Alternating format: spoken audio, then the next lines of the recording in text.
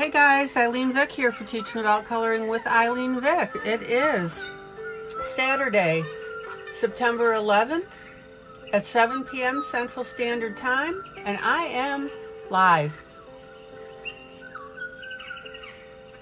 I hope you're in the mood for coloring. I sure am. Welcome to everybody. Always good to see everybody. Come on in. Come on in to learn. Come on in just to watch and enjoy yourself.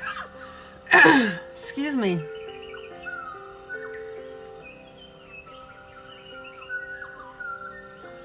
Love it when you guys can make it in.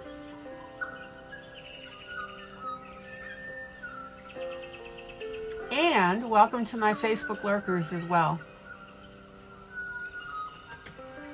So I've got a number of projects. Hi Rhonda, I can see ya. And of course, welcome to my YouTube viewers. Alrighty.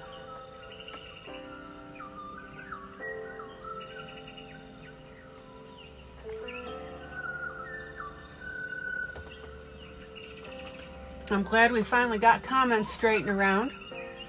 At least it worked on the second go around.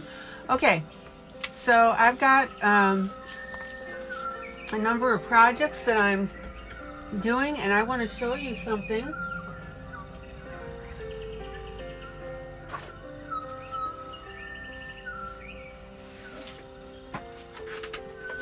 So last night on my pirate, I couldn't find my little pebbles.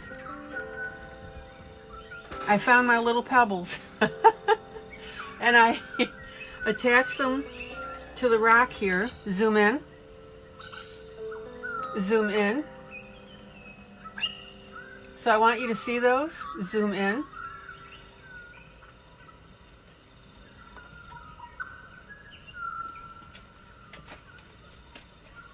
Zoom in.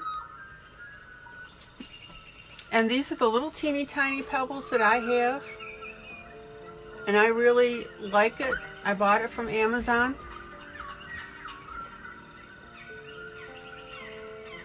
And every once in a while when I find a good project, I'll go ahead and use them. And I thought these pebbles would be perfect.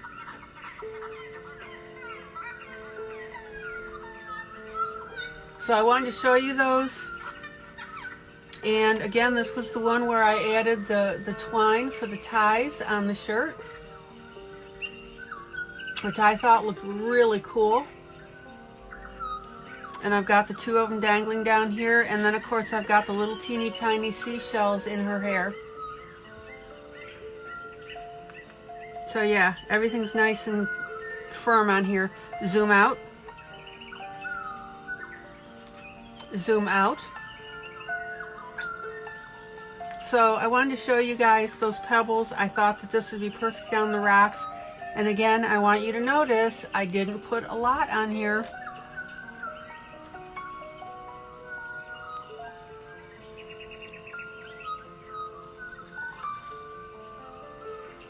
And it looks really good.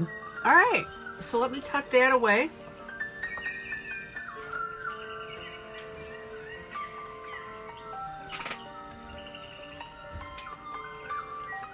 So I've got my reindeer. I got my little lamplighter. I've got my Hannah Carlzone project. And I want to get into, this is Jane Madej. Zoom out. And this is from Color Sweet Animals. And I wanted to go ahead and do one that had fur on it. I could do the puppy dog as well. Cute, cute, cute little book.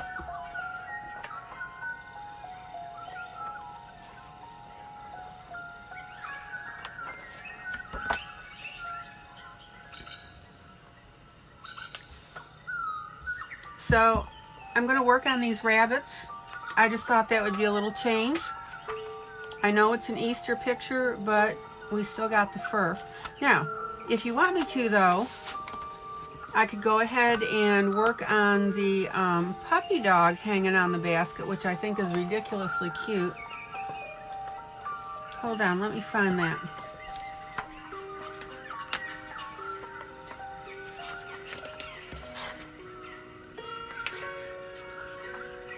And you'll get to see the book while I'm looking for it. Oh, there we go. Yeah, Grayscale. Well, yeah. So I've got several projects that I'm going to get into tonight.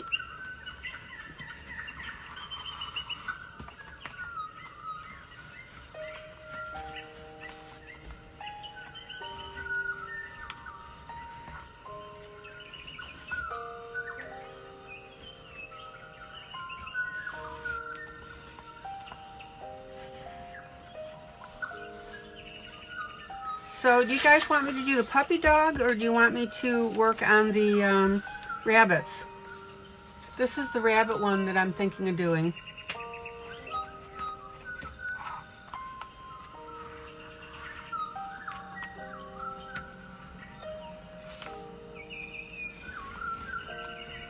Let me know. Hi, Melissa. Melissa.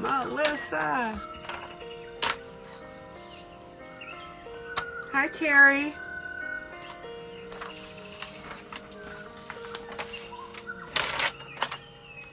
Oh, let me get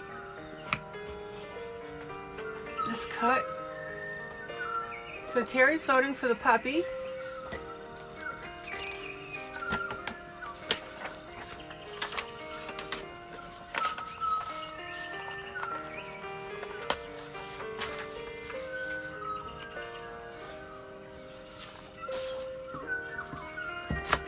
All right. Anybody else have a choice? Puppy dog or bunny rabbit?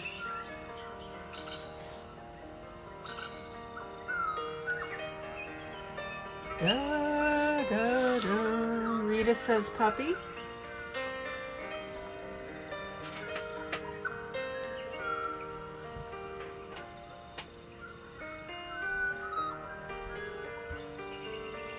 Rhonda says puppy. I guess we're doing puppy. All right, give me 2 seconds to make a copy.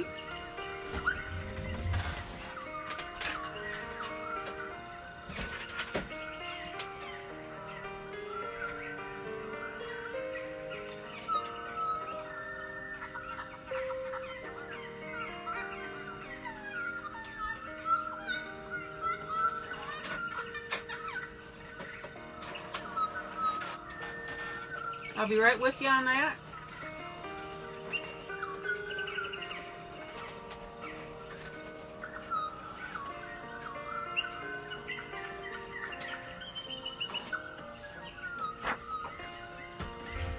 Okay, now I want to show you something too while I'm doing this. This is my copy.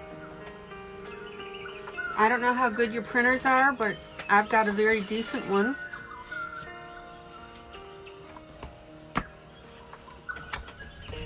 And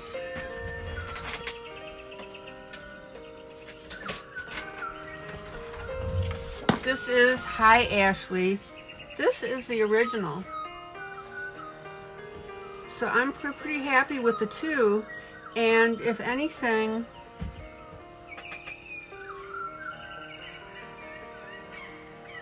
the original is a tad darker.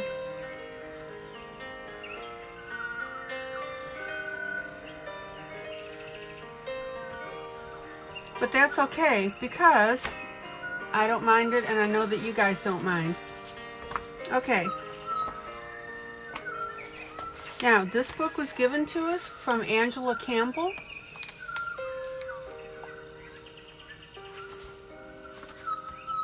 So we've got this in our library now. All right, let me put these others away. And I will be planning on working on our little puppy.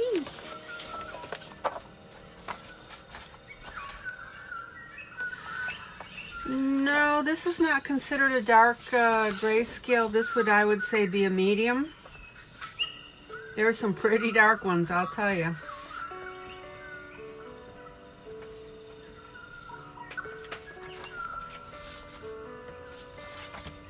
Okay.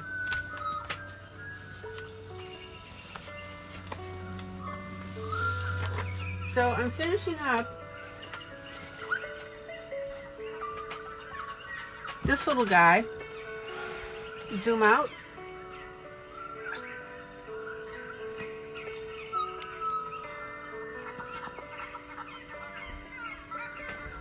This has been a beautiful, beautiful piece.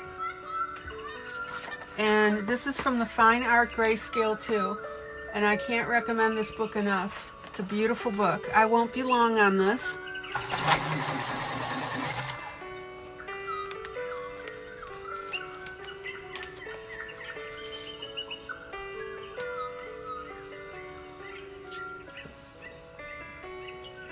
Zoom in. Zoom in. So this is my lamplighter. And I've got my purple here. And I need to pull a light, a medium, and a dark.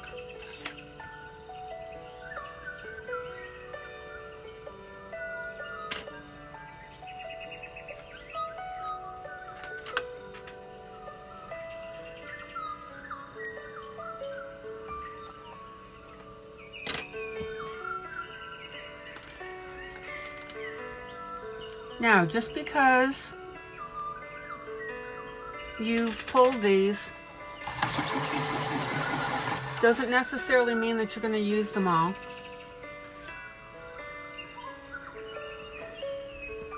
But always have them handy when you're starting your project, or not starting, but when you're doing your project. Oh my gosh, quick.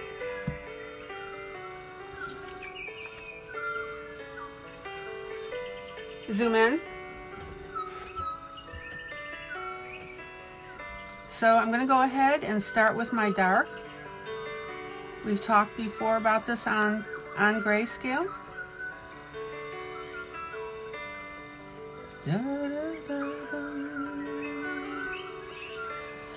And then I'm going to pop over to my light. And this dark is a burnt red. Burnt Brick Red 098 by Fila. And my light is a Nostalgia Rose by Brett Funner.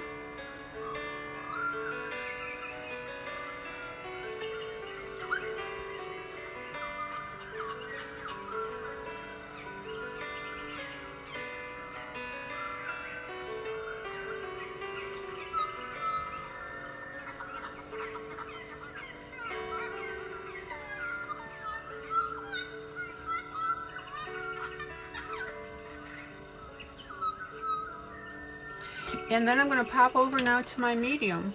And your medium is this Brett Funner Navy Cosmos.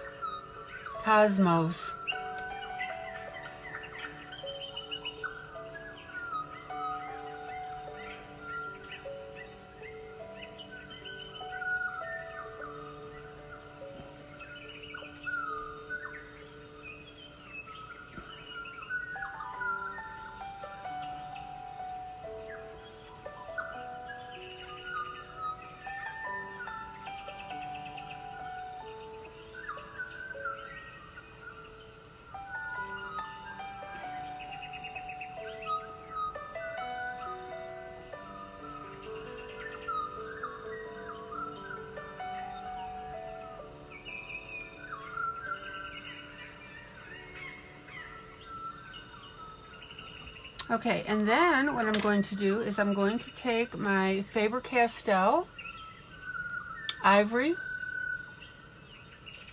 and I'm going to go ahead and blend these in.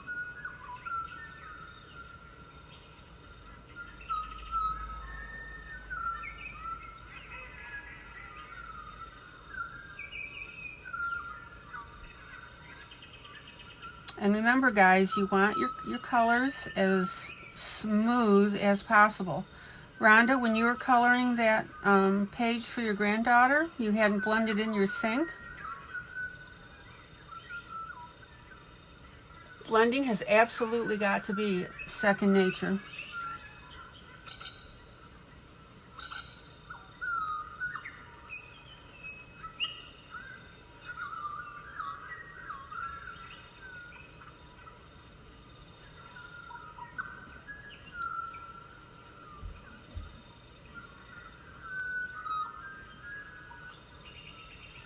And the only exception to your blending is if, I'm speaking to everybody now, just not Rhonda, is if you have a fabric. And don't forget also, Rhonda, to add shading to your sink.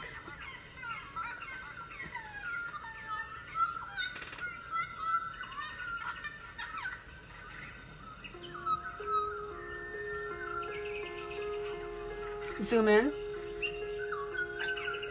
Well, wood grain, yes and no.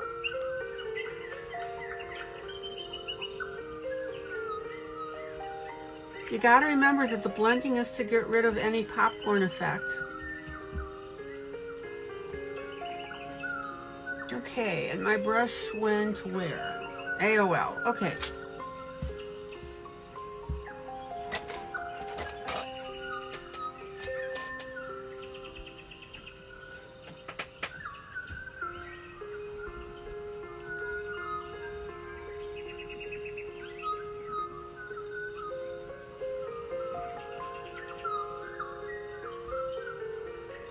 Rhonda, there's cases of wood grain. You've seen me do it on other images. For the most part, you've got to blend.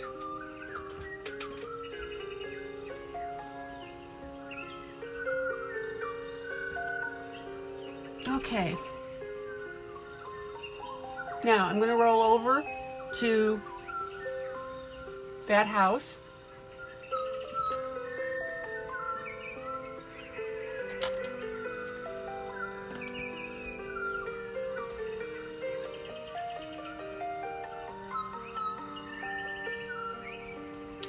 Rhonda, let me put it this way. Just because you have fabric doesn't mean you still don't blend, because the fabric is going to have dark and light spots. So you need to use dark and light pencils to get the effect that you want.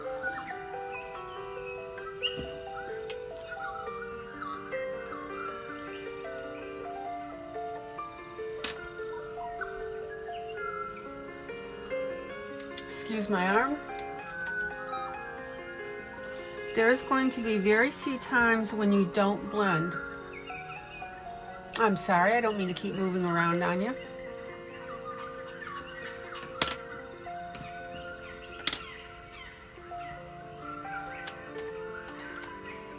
Alright, I'm going to pop over with blue. My dark blue is a Clematis blue. C-L-E-M-A-T-A-S. Brett Funner. My medium blue is a French blue, also by Brett Funner.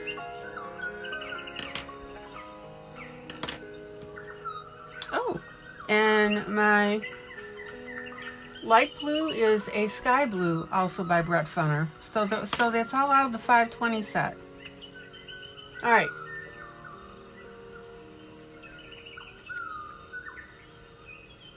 So I'm going to color on my dark.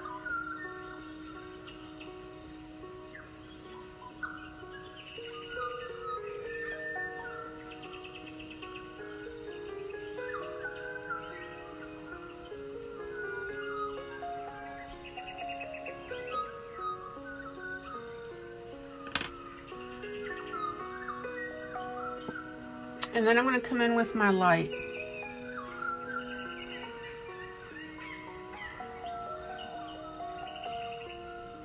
Rhonda, the thing that you want is you want all your pieces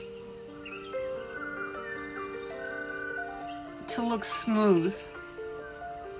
And you really can't, because of the way the paper is, you really can't count on your pencils to produce that.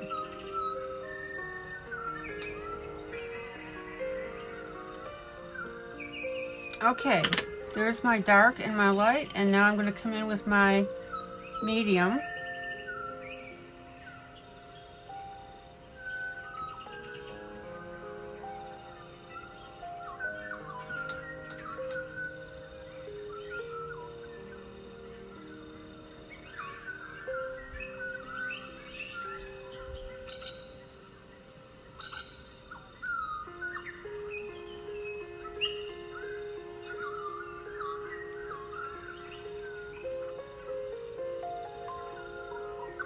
Okay, now there are my 3 colors. Excuse my arm.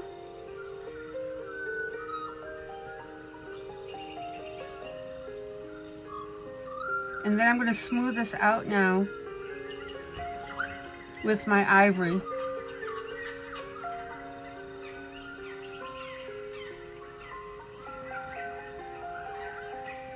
And notice how beautifully my colors are coming together now.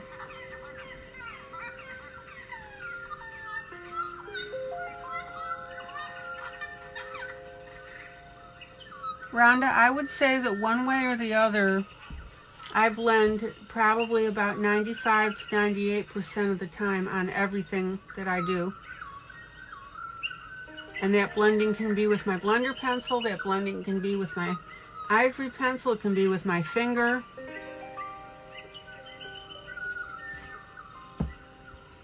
Found my brush.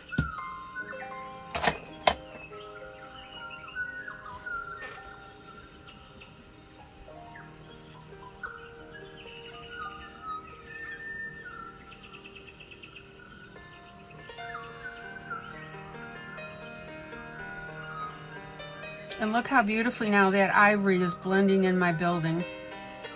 Absolutely gorgeous. Okay, zoom out. Zoom out. Now, as I've said before, this piece may not thrill you.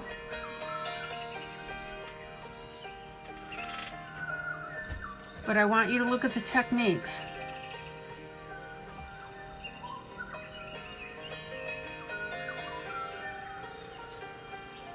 All right.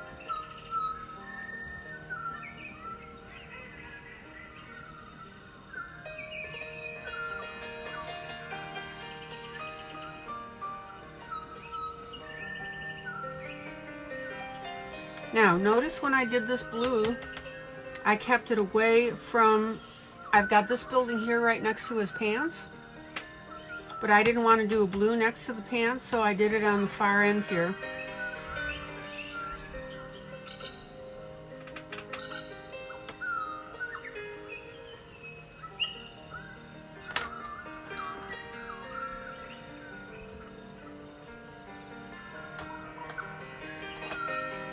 Zoom out. Let's take a look at the whole piece for a moment.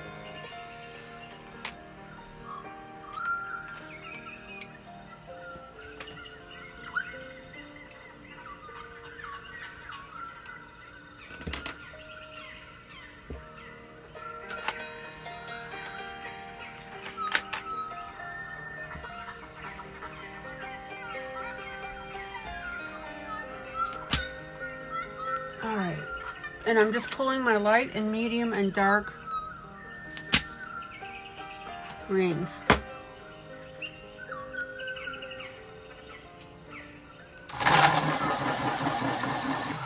Now, remember, when you pull your colors, you need to make sure that they bridge correctly, and that means you don't go from an extreme shade from one to the other. Zoom in. Zoom in. Zoom in. So here is my dark.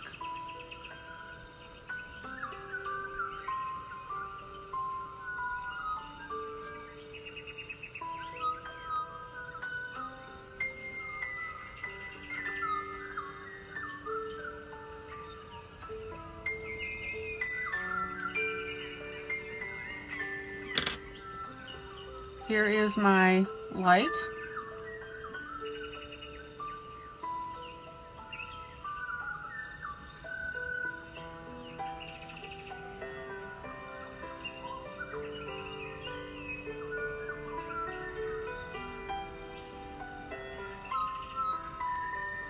And again, we've got somewhat fantasy colors here, and this is my medium. And my dark color is my Brett Funner medium green out of the 520 set. My light color is my Shuttle Art 102. And my medium is my Split Pea Brett Funner 520 set.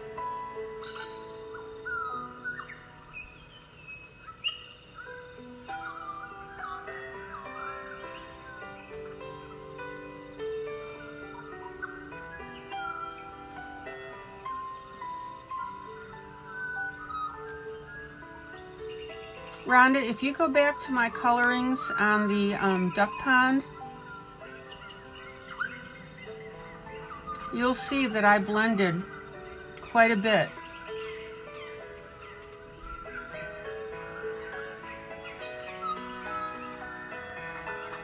With an external blending something.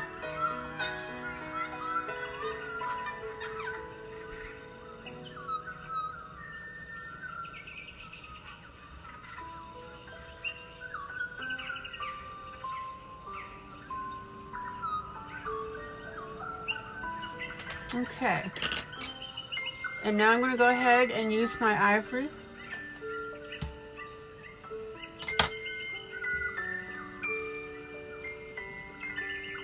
Faber-Castell color 103.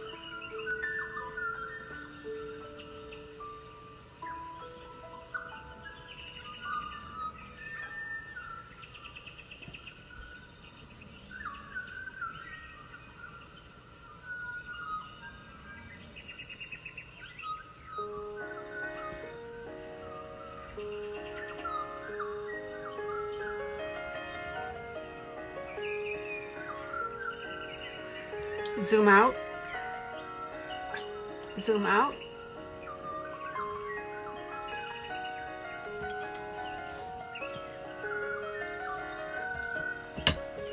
And I'm going to use my finger a little bit just to get any pencil wax lines. Isn't that pretty?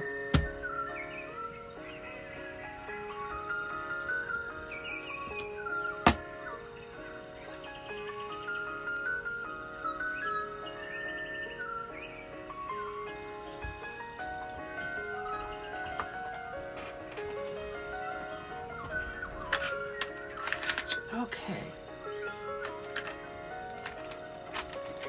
Anybody have any questions? So let's use the first part of this broadcast just to chat up a little bit. Please tell me how your day's going.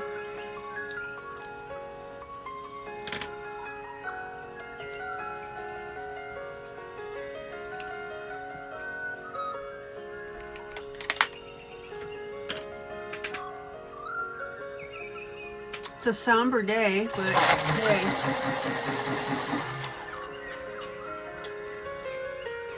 All the 9/11 ceremonies going on now at the today. Okay, I'm using my oranges and my browns.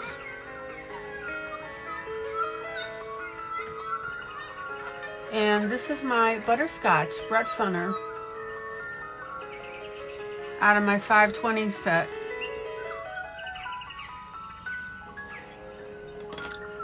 My medium is my Radiant Yellow, Brett Funner 520, and my light is my Fila Bright Orange.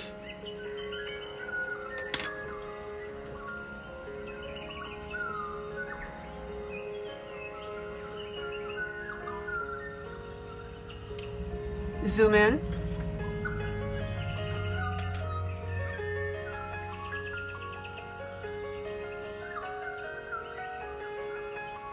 Now remember, if you have areas that you want to shade, so here's my light now.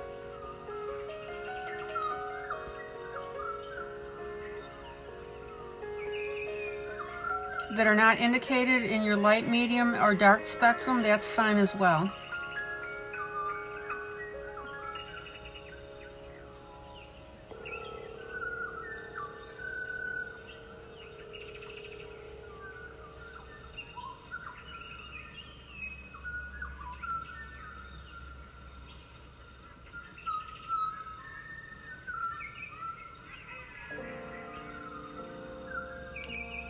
So what I'm going to do with my medium is I'm going to pull that down on the back of his cape. Even though that medium wasn't necessarily indicated in the coloring scheme by the author. That's what I'm saying, guys. Don't go brain dead when you're coloring. Okay. And now I'm going to use, I'm sorry, that was my light.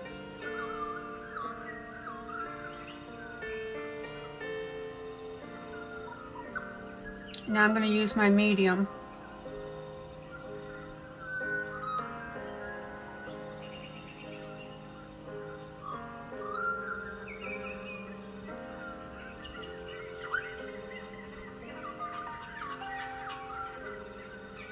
Now, what I want you to notice, and I apologize, I misspoke.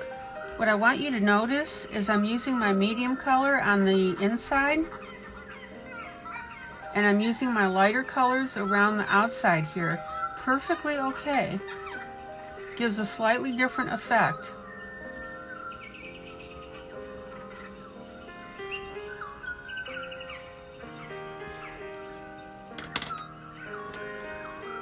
So what that means on this house, on this particular house, and now I'm going to use my Faber-Castell ivory to blend this.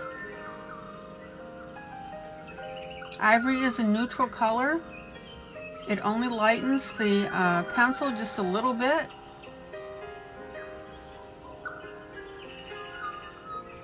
But it works as a wonderful, wonderful blending method. I like it a lot because it has little impact on the color, unlike white. So notice I had my lighter yellow towards the outside, which is basically the color of this house, and then I put my darker, which is my medium, on the inside here.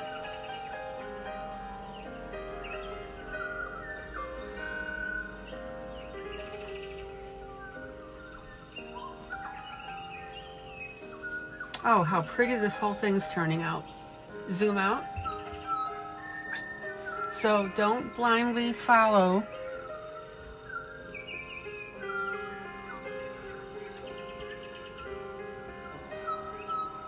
convention.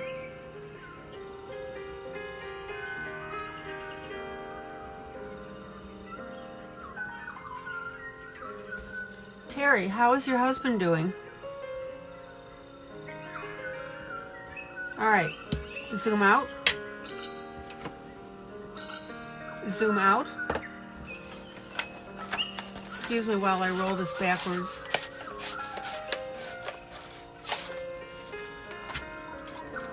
Zoom out. Isn't that beautiful?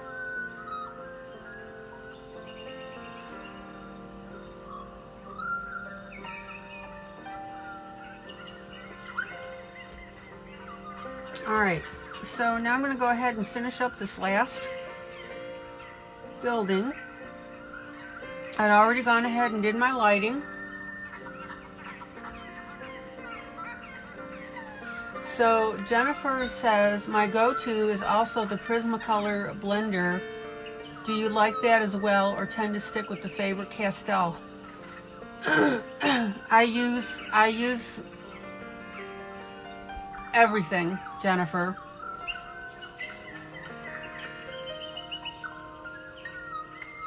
It depends how waxy the paper has become. If my wax is building up, then I will use the Faber-Castell.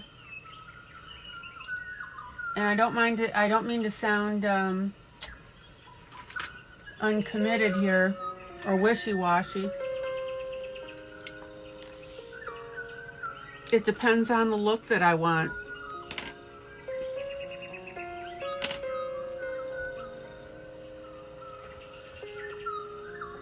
Let me answer that question this way. You need to absolutely realize that different blending tools are going to give you different looks. So it depends on the look that you want.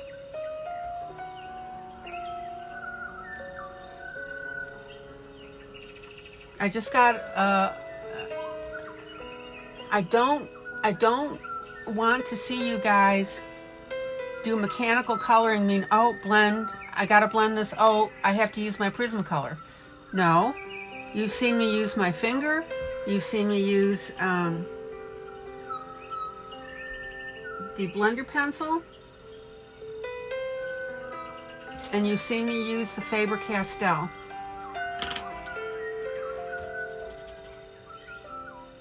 Zoom in, zoom in. Alright, so I'm going to do my dark. This will be my last building.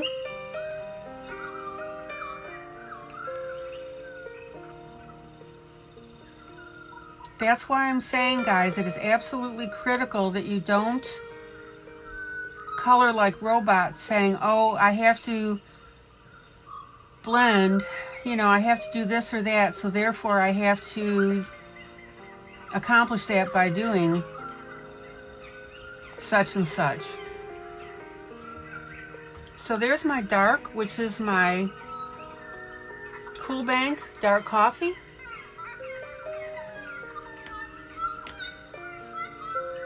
My light is my butterscotch by the bread funner. And my medium is reddish brown by Shuttle Art. Alright, so let's get that light done. Zoom in. Zoom in.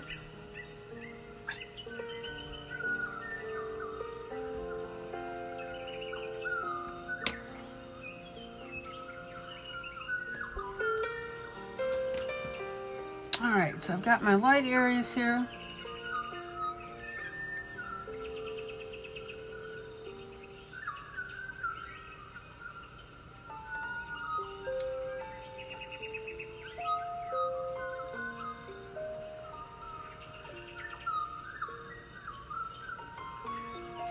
Now remember, you can have different shades of light, medium, and dark. So in other words, this center portion is still medium, even though this area right by the window is a little darker. That's where your grayscale is going to help you with your coloring.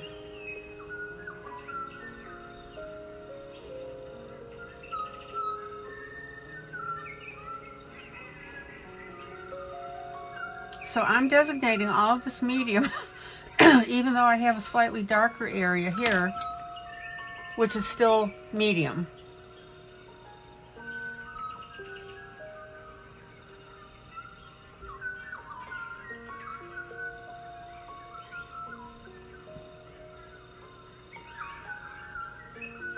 This just means I use my pencil a little lighter.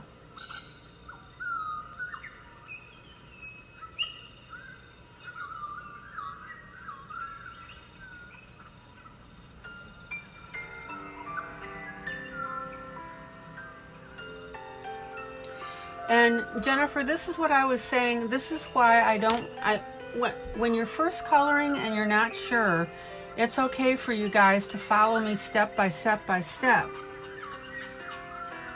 But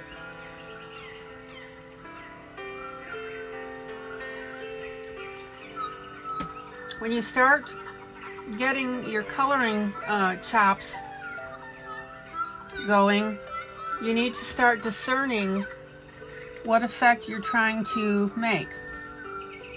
Okay, now I'm going to go ahead and use my Faber-Castell again, because this is the look that I want.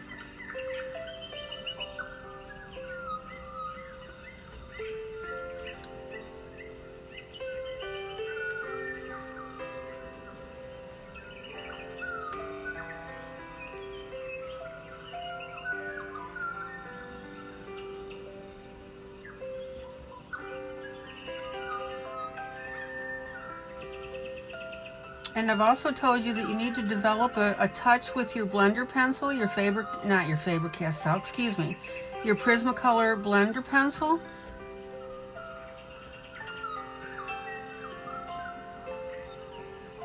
You don't want to scrub with it, you want to blend.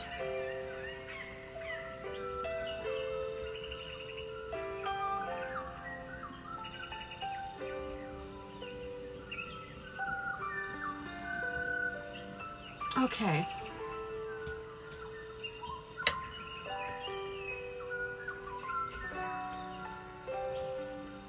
Is everybody on the same page with me about what I'm telling you? So I'm going to blend up this area and soften this.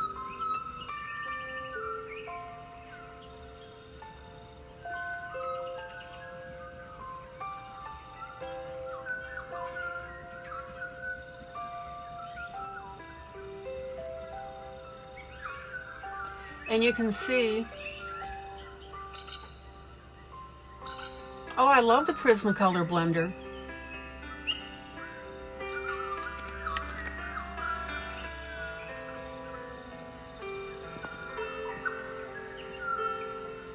I love the Prismacolor blender. Yes, yes ma'am.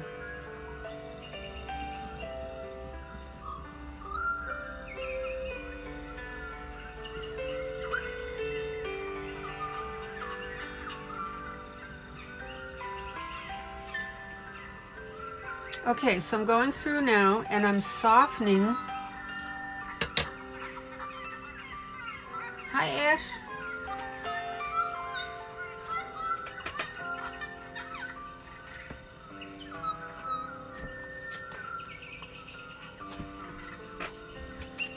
Now, some people like the Corinne d'Arche. I think that Angela Campbell said that she liked that one better.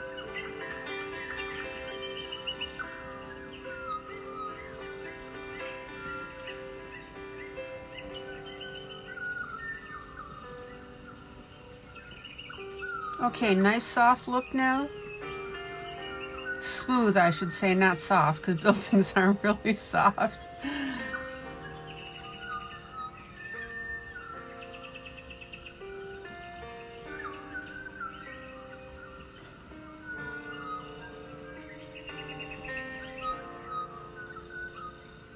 Oh, how pretty. Okay.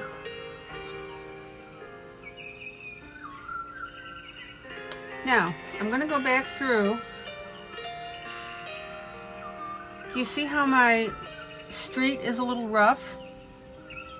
Now, that's okay, but I want it to be a little bit softer. And my blender pencil was starting to bloom on me and cause problems. So now I'm going through with my Faber-Castell ivory.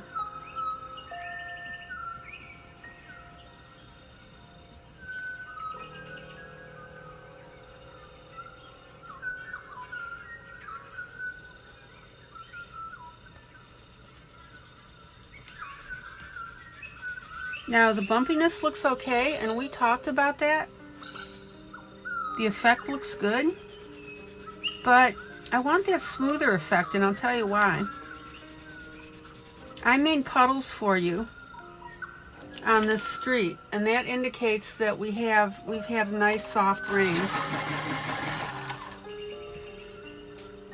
So our street is going to be a little slicker and smoother.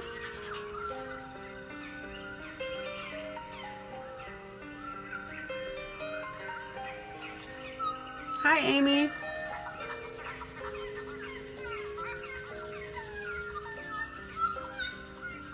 So now that I've got these Faber-Castells in my ivory,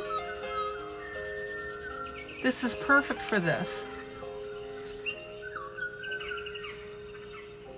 Zoom out.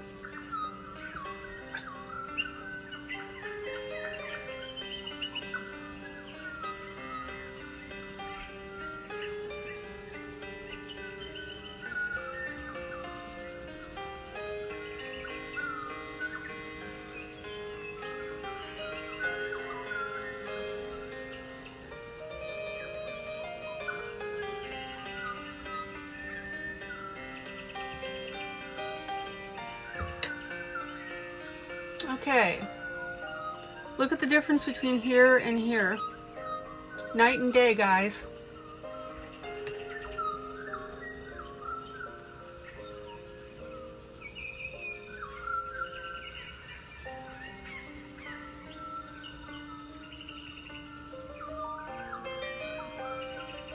And it's smudging my dirty spots beautifully.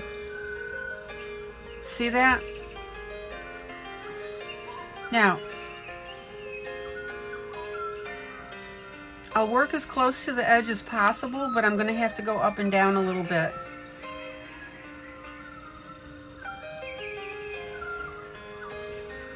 Now, watch when I blend this area right here. See this?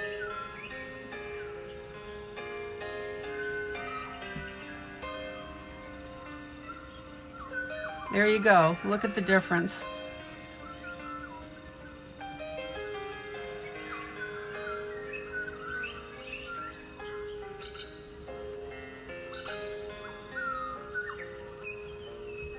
All right. And again, I don't like going up and down, but I have to on my edge. So I'm sure you'll forgive me.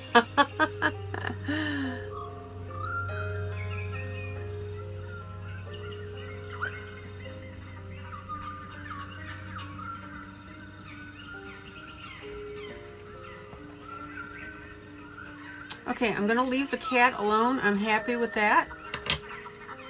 And now I'll go over here and get this bottom part.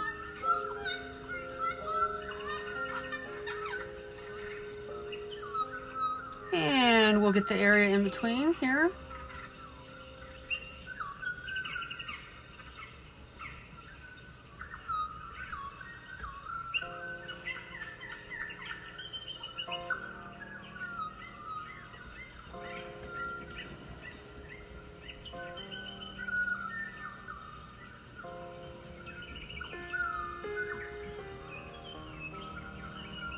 The blending tool, the blending method that you use, that you decide to use, depends on the effect that you want.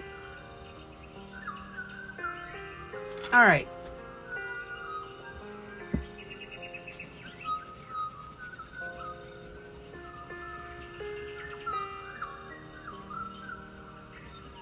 Now, I knew about this blending method with the ivory. I hadn't talked about a lot of it until now.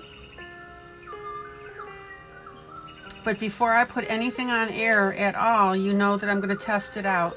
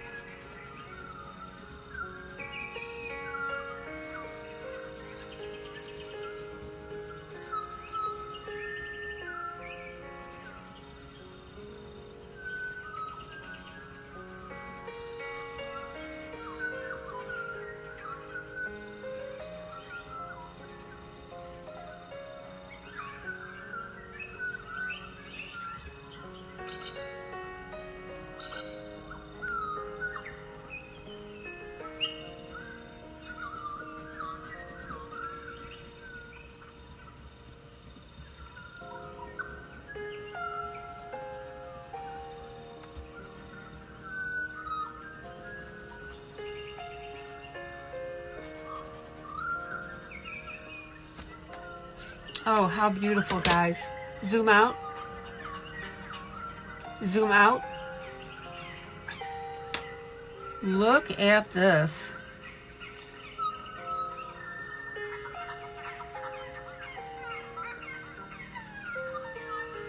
Zoom out.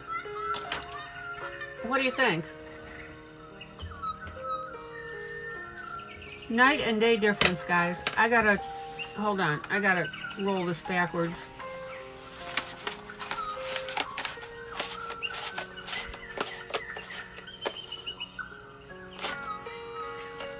There we go.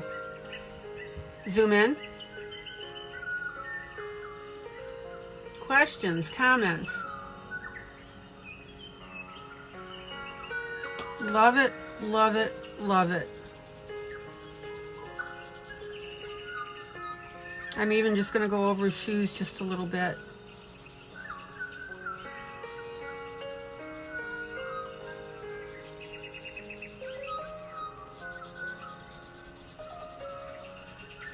And what I want you to notice too with the ivory, I've said this before, it doesn't leave very much of a residual color. Questions, comments?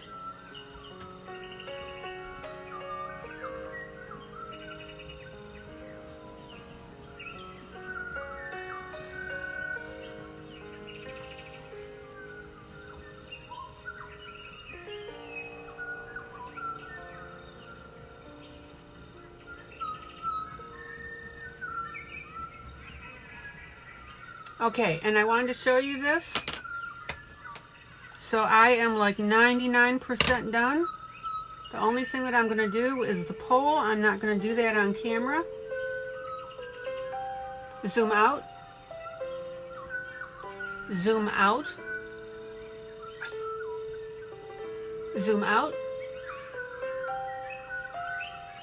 So yeah, I'm basically calling this little guy done. Questions, comments?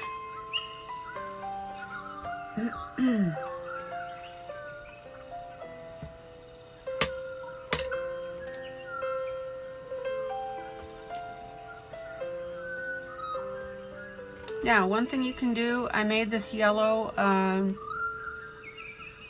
highlight on here. Here's another perfect application, is to soften this a little bit.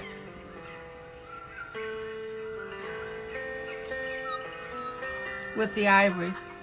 Alright, there you go.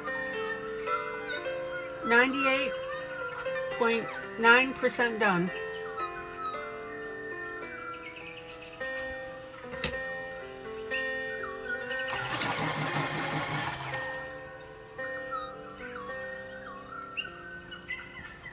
Okay.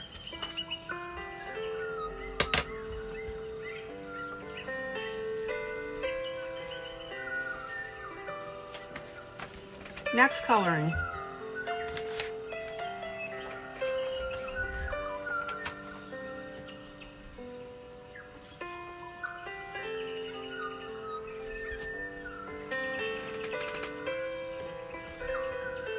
So I've been working on my reindeer, and this is the other side of my wreath, and this is from Rhapsody in the Forest.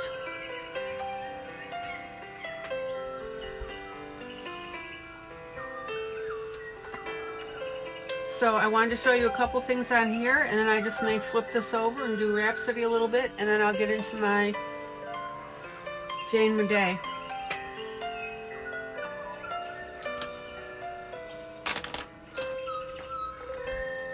Okay. Zoom in.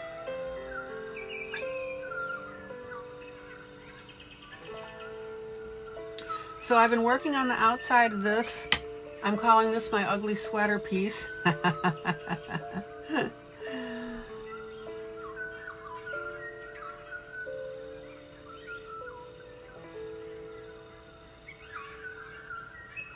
And I'm going to go ahead and work on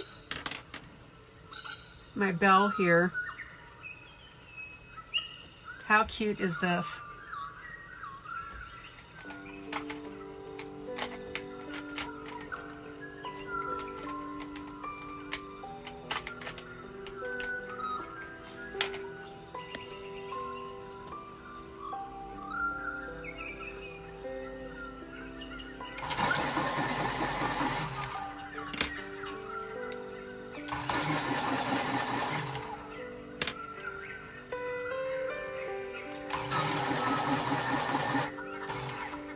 Da-da-dum.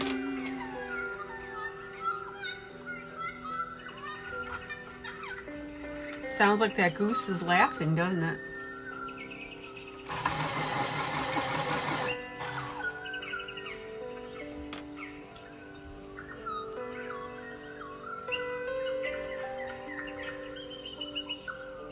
So I'm going to go with a nice gold bell.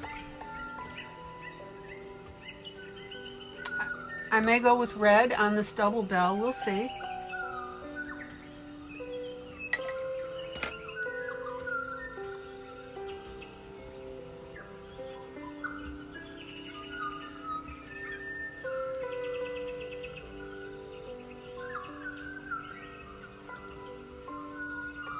So I'm going to tidy this up, keep that clean. And I missed the back foot on my deer here. Amazing how those things pop out when you miss it. Okay.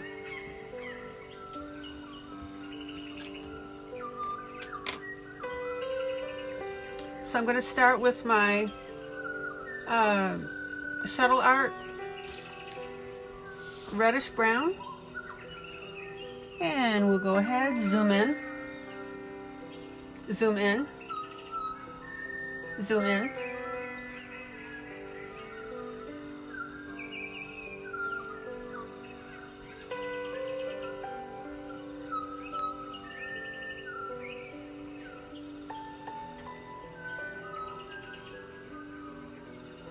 Now don't worry about the browns mingling in here at the moment.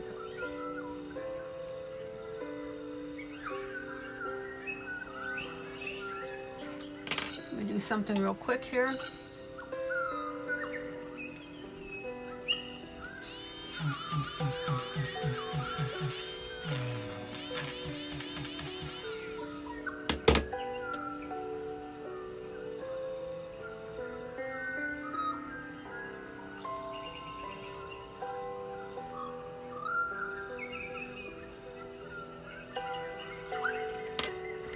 Now I'm keeping the little filigree area clean for right now.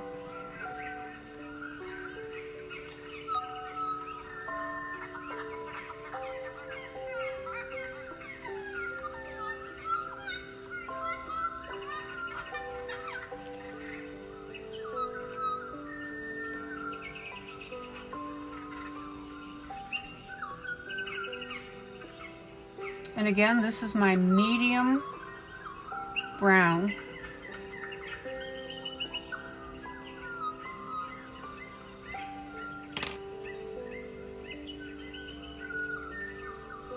And this is my lighter brown. This is my butterscotch. And this is my, good night, Terry. My butterscotch, my YK23 Brett Funner. So we're going to back blend that and then bring that color forward.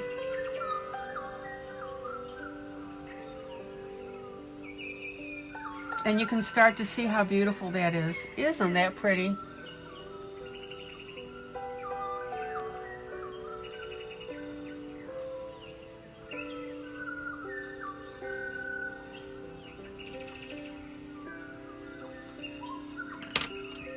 And then I'm using my Castle Arts 004 yellow.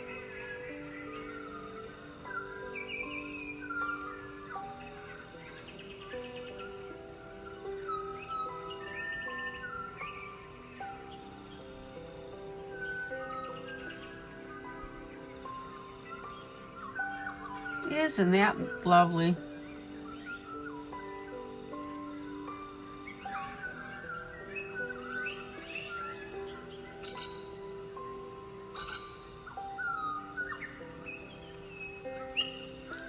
And then I'm going to come in with my uber dark, this is my dark coffee, Cool Bank 142.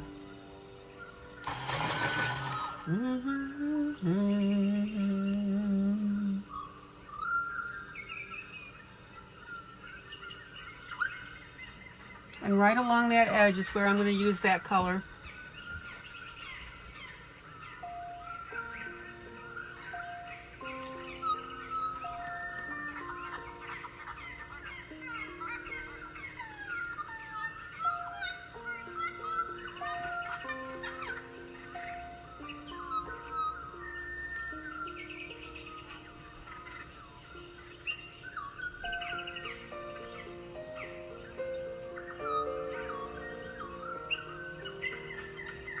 Look at that dimension on that bell, guys. Everybody see that?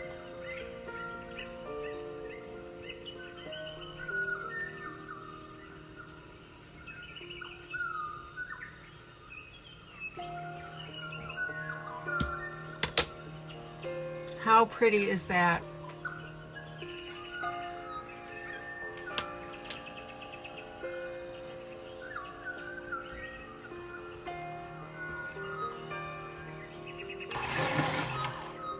Now I'm going to use just a light yellow down here on this filigree part.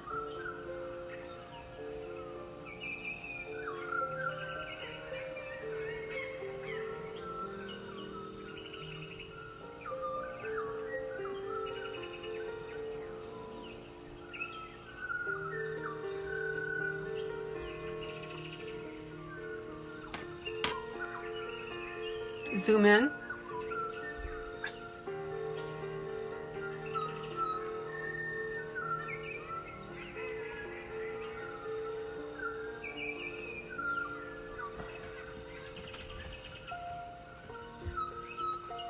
All right, now we're going to go ahead and repeat the process. So I'm going to use my medium brown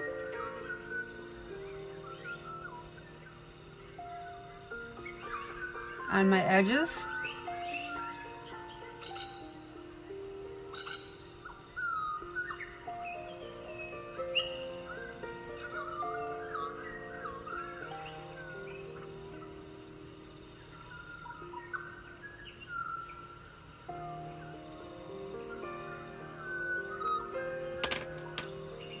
And then I'm going to use my lighter brown from there in. See it?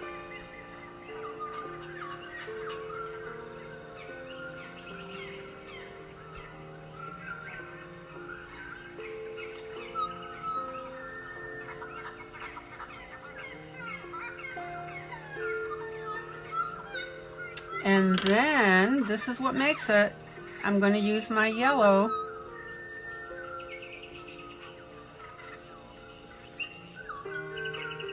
back blend that a little bit.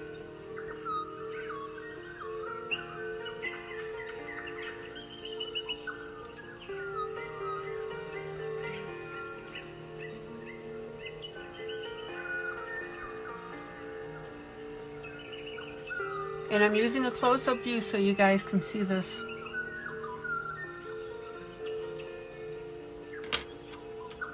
And then the highlight really kicks it in is I'm going to add that darker brown along the edges. This is my darkest brown.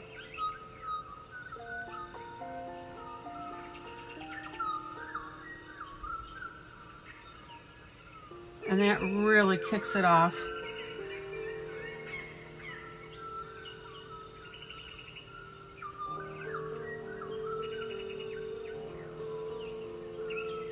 And notice how I'm shading up in the corner here?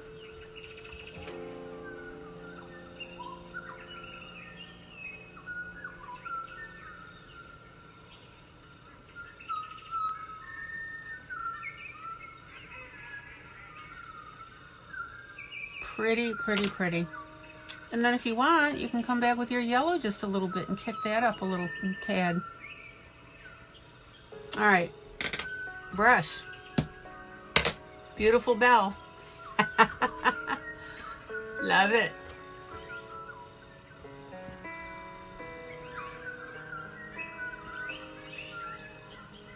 All right, let's do the clapper now. Clap on, clap off.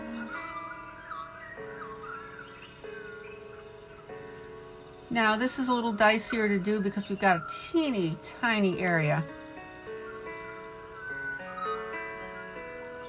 Medium brown, a little bit of my darker brown, not my darkest brown, but my darker brown. And then I'm going to pop that with a little yellow.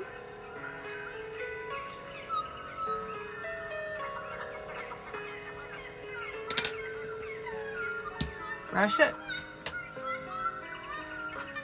Gotta get the stem. And then my darkest brown, pop a little bit in there.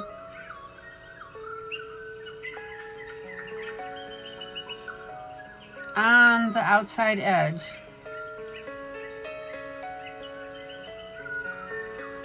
There you go.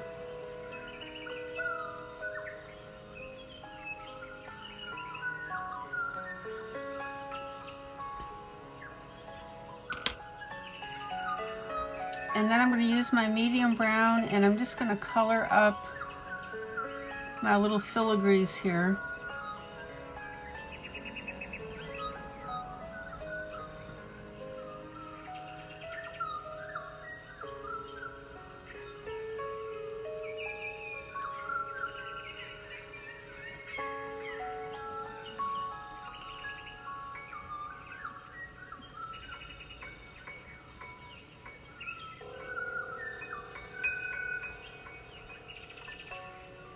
Oop, missed a spot.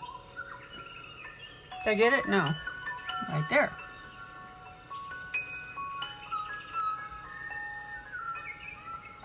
Zoom out.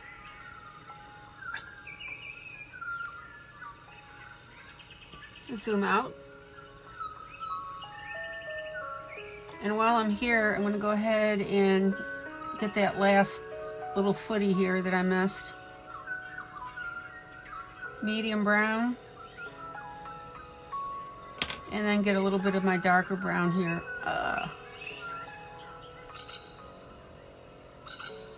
And get that shadow in there.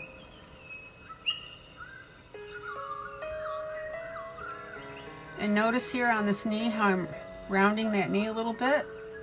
I showed you that last time, but since I'm here now, I'm tweaking a little.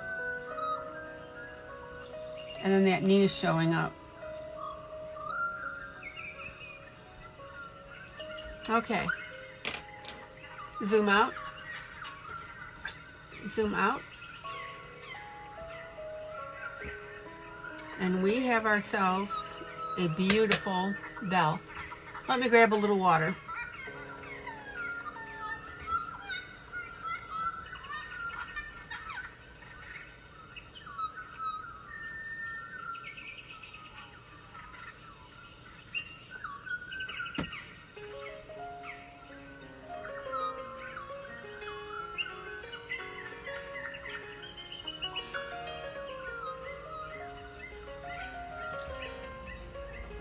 All right.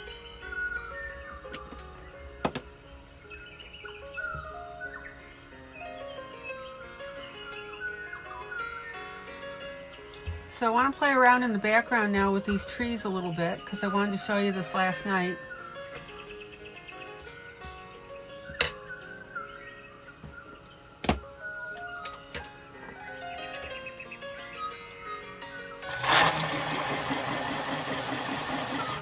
Dorothy, you hanging in with us tonight?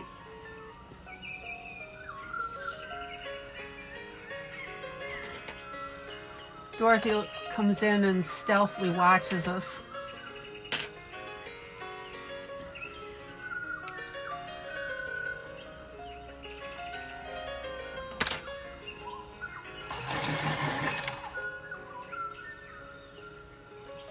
All right.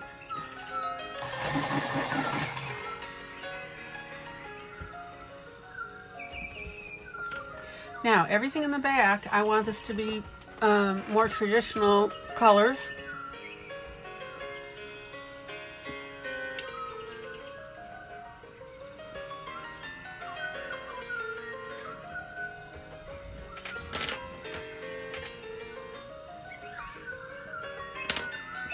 So I want to pick out some really good, what do I want to say? Conifer colors.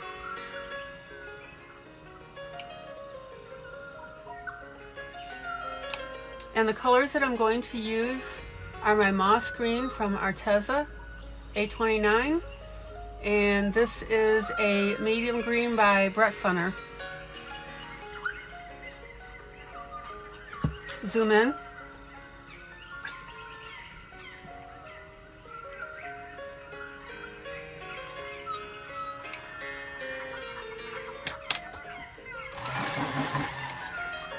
So I'm going to go ahead, zoom in, zoom in. So I'm going to go ahead and use my medium green to start this process.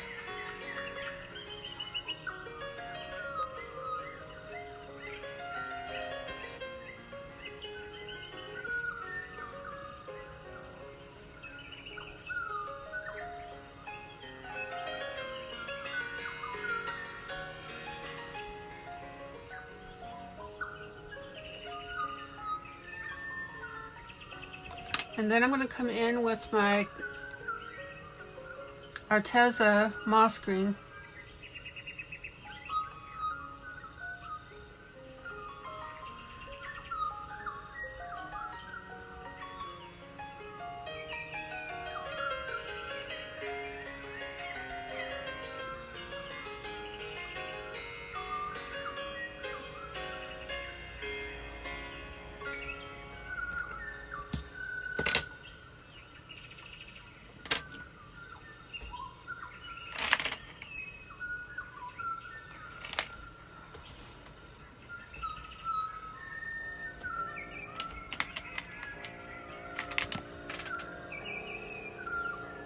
Then I'm going to pull a Zenicolor Cyan Blue, which I know sounds a little weird, but I want that blue tint, and I'm going to put that blue tint on this one as well.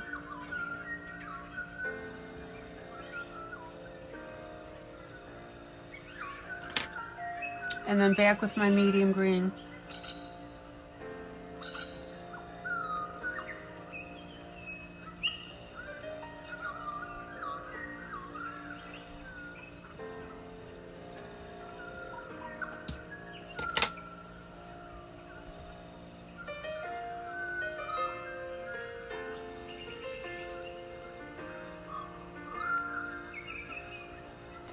Now, if you're not sure about how your colors are going to come out, what do I always say? Use a test paper.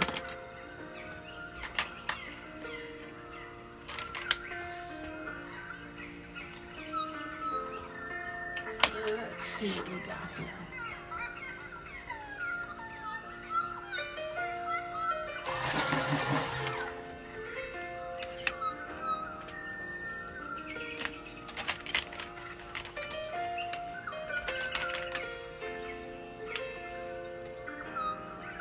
I don't think Dorothy's here tonight because usually she answers if I say anything to her.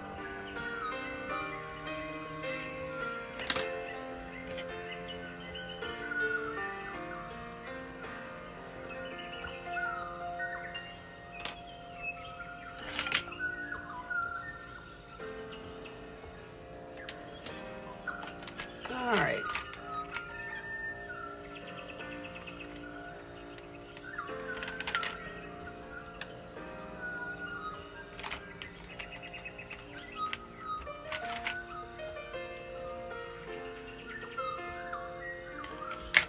Give me a moment here.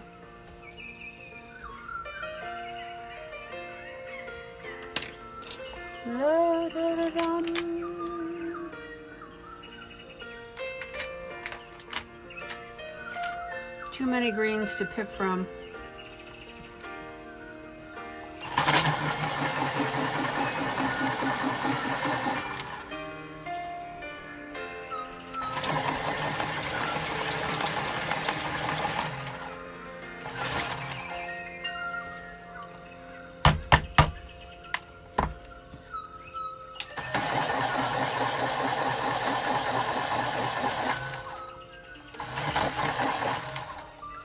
Here is my master, and this color is the 2424, the lighter green.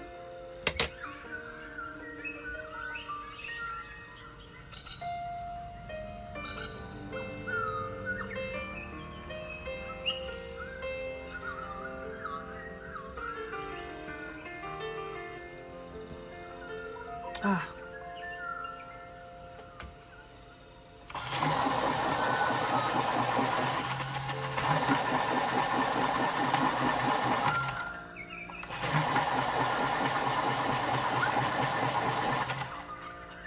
Rhonda, are you having any problems staying in the room?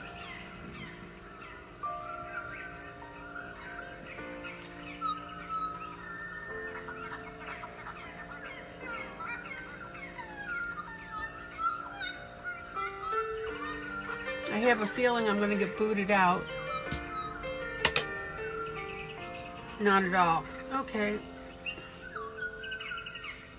I see the numbers jumping up and down, so that usually indicates I'm going to get kicked off. Okay, and then I'm going to go back to my moss green.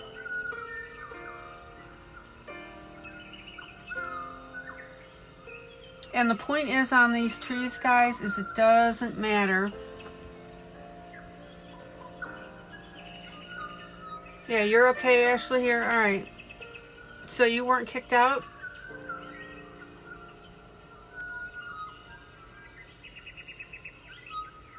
Okay.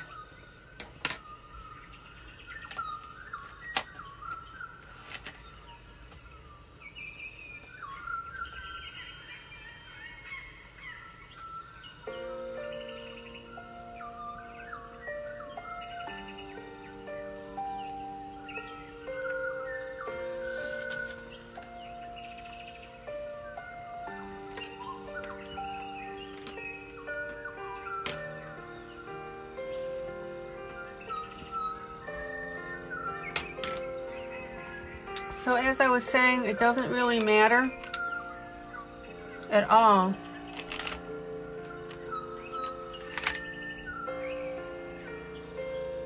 what greens you use. It really doesn't.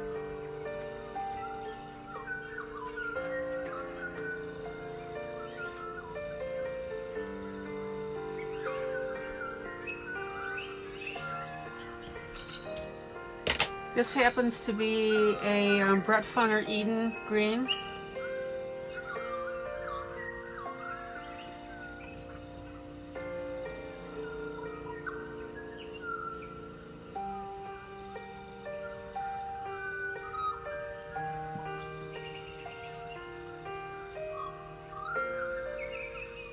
So Rhonda, why does hair take your patience to the limit?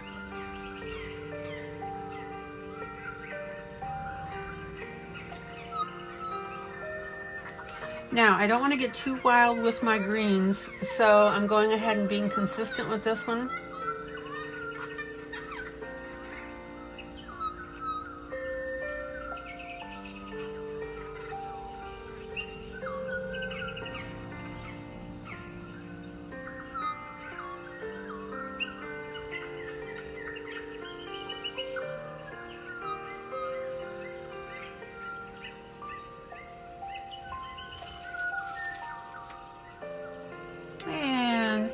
Actually now we've got another little tree that's hiding here that I didn't notice because it wasn't inked very well.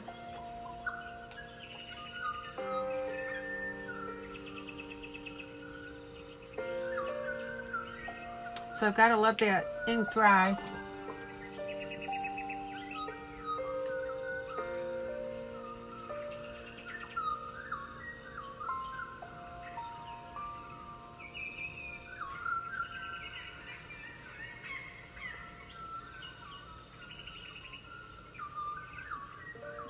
Okay, well Rhonda, don't get too fussy with your hair.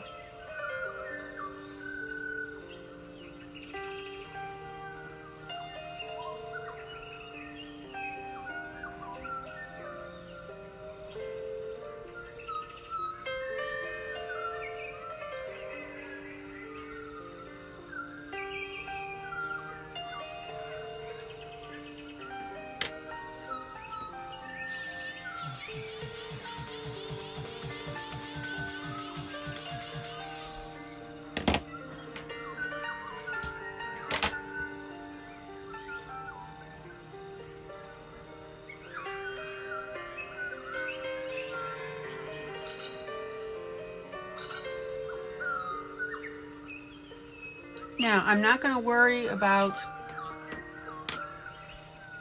too many shades of green on my trees because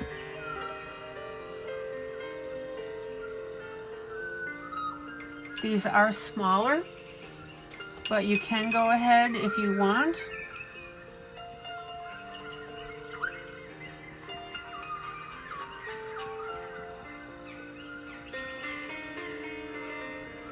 And add different greens to the fronts of these. All right, now you're going to see why in a minute.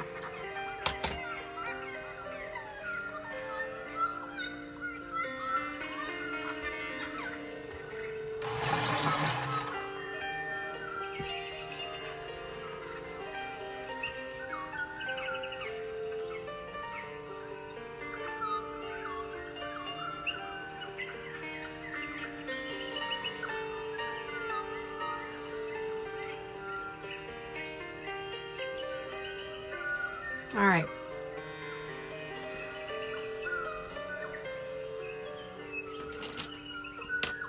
And while I'm at it, I'm going to go ahead and color up the snow. Now, if you want to,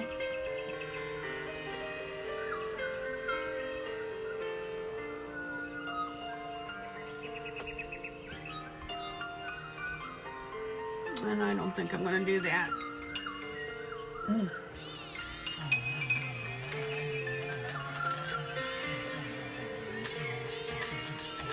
All right, so we've colored white before, right? Prismacolor white. This is where I will be using my white.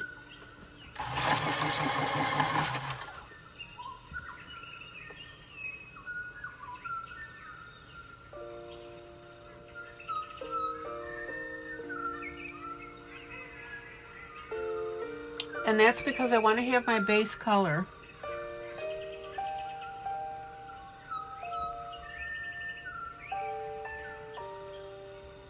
Now, some people like to leave the white of the paper, but that also depends on the color of the paper that the author is using.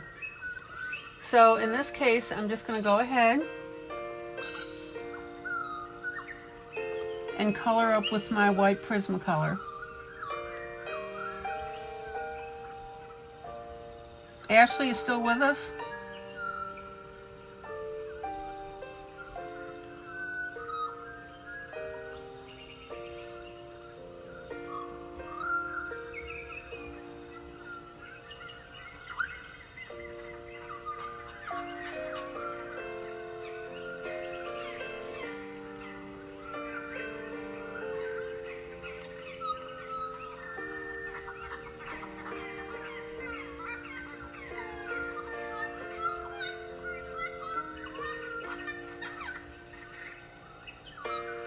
Okay, Rhonda, are you still here?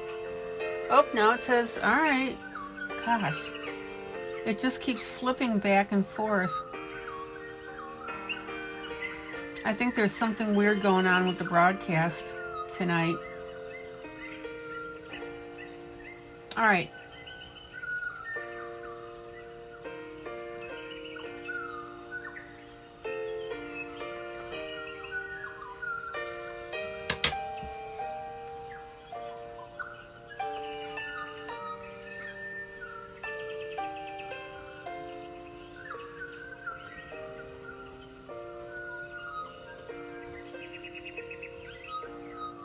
Now, one other thing that I've noticed on this drawing, zoom out, 6+ says 1 watch. Yeah, I know, it's weird. Oh, there's 6+, okay, yeah.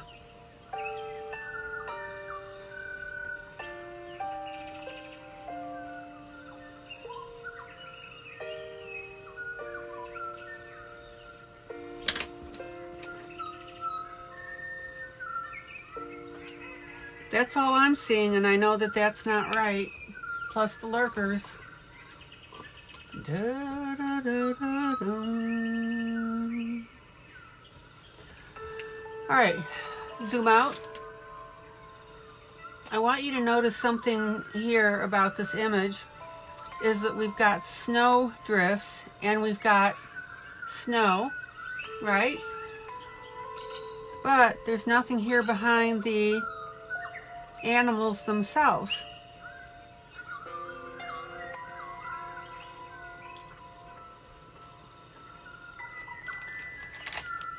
So we need to I'm going to take my protractor and I'm going to draw in a line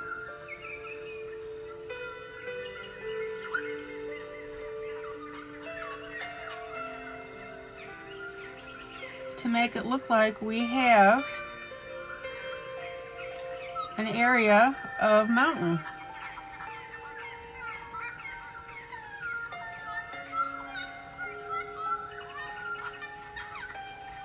And for anybody that's new, by the way, if I get kicked out, because that happens every once in a while and the broadcast is acting really weird tonight, I'll be back on right away.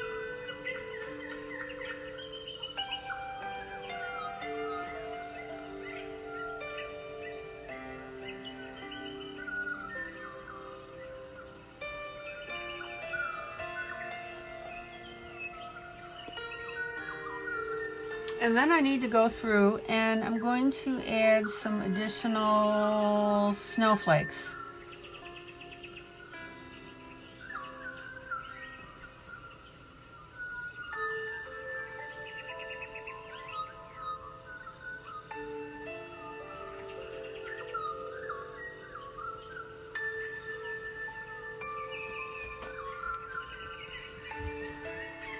So basically, I have to complete the picture here.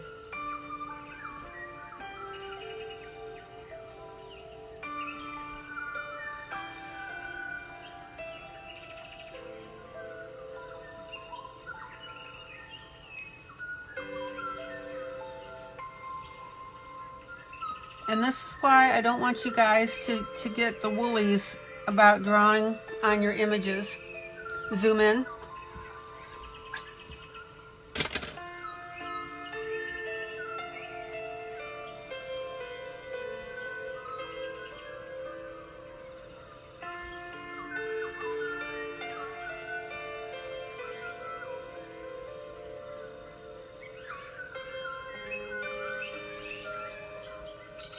Alright, so let me make sure I've got the right gaps here.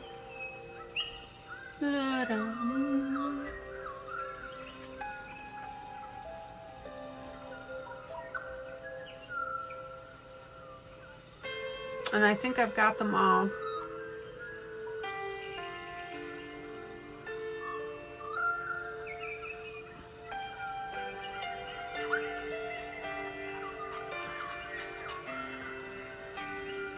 Alright.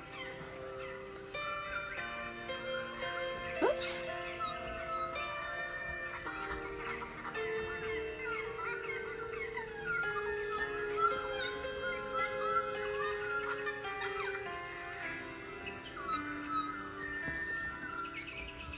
Alright, so now I've got all the snow in the background that I want, which completes this background. Zoom out.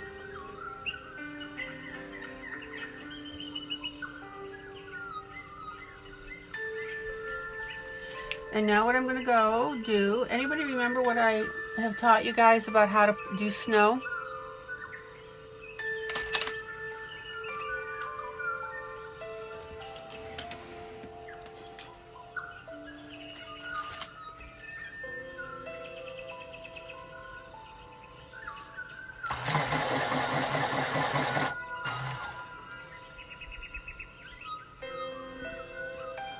Is what? What color do we add to do snow?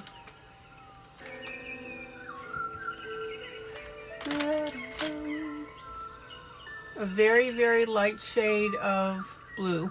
That's right.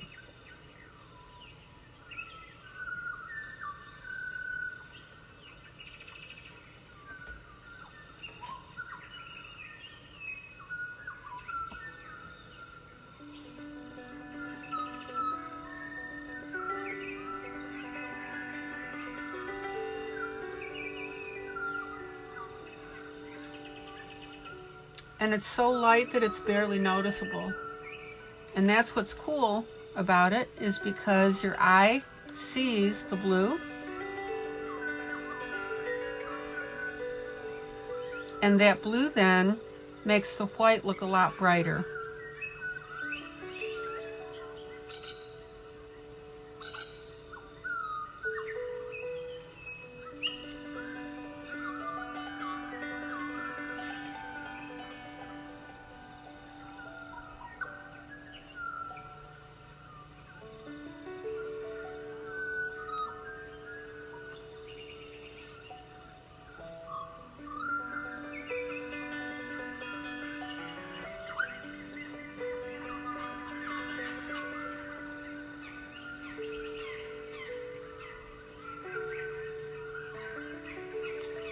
Everybody's seen now how that's making that look really neat. And notice I'm even adding just a little bit of blue in the center here. Just a little smidge.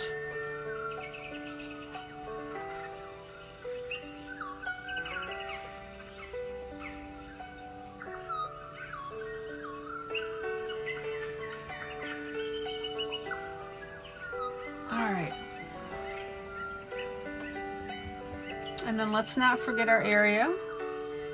I need to color in this area now. I waited because I wanted my ink to dry.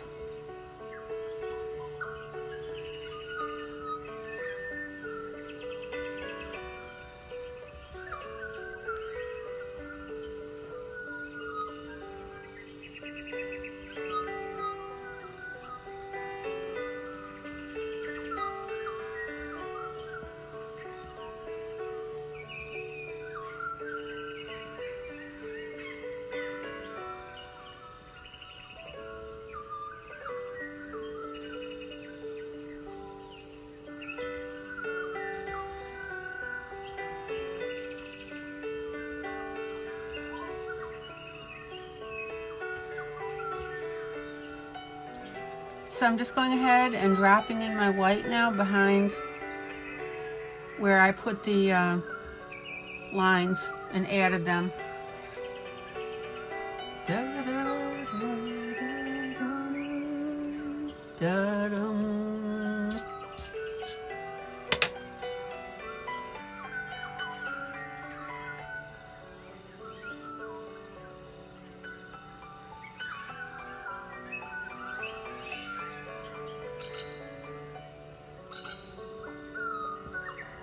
Okay guys, I'm going to pop off and pop back on again.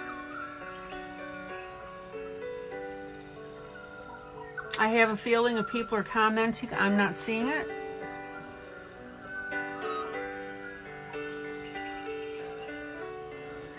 So, back in a few.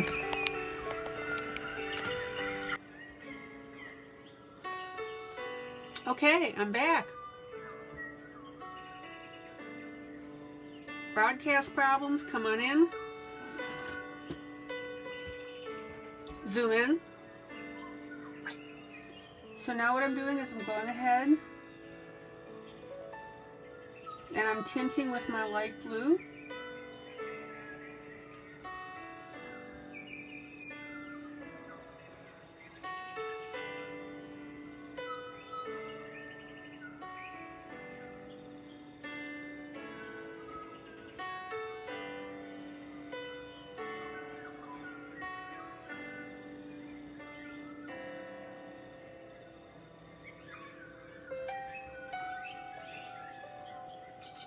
Hey Rhonda, welcome back.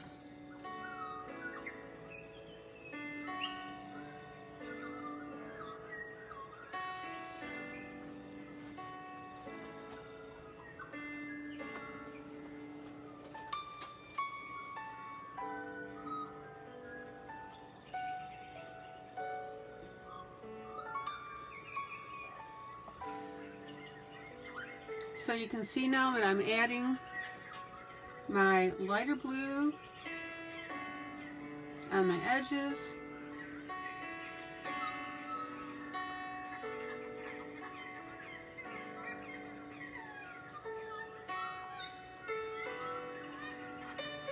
And basically anywhere where you'd have a little bit of a shadow, go ahead and put that blue.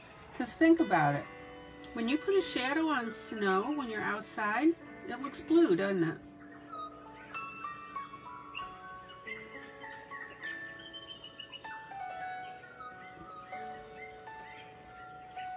Okay. Zoom out.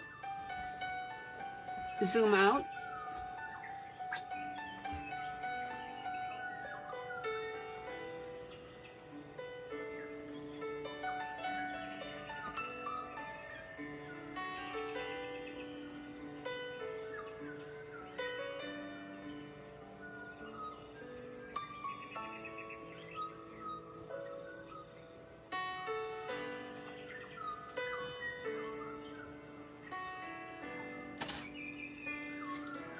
Okay.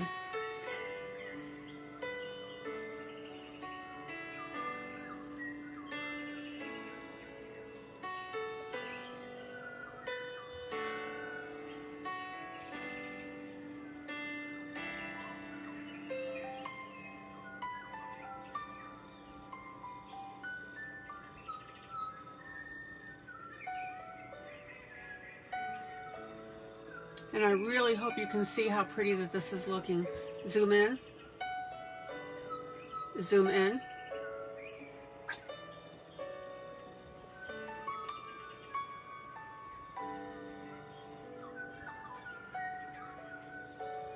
All right. So I've got a beautiful golden bell here. I've got my background here.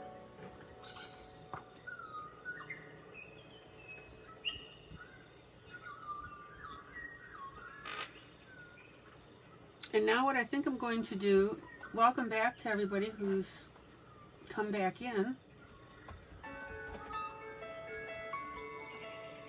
If you were chatting with me before, I didn't see it because of broadcast problems.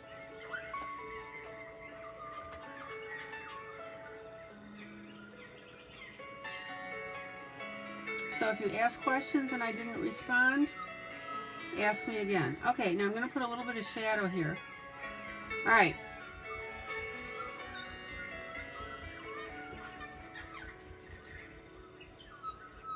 So now you can see how beautiful this is coming out.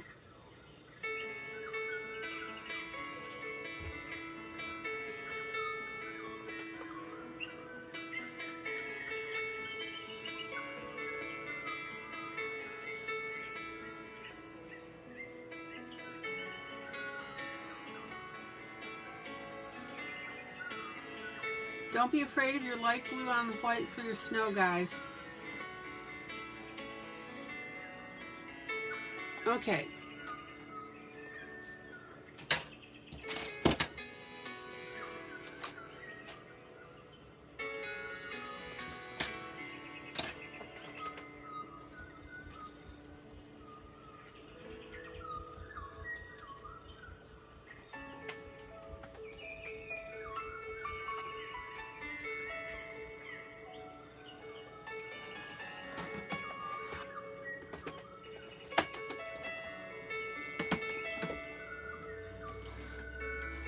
And now what I'm going to do, let me grab this.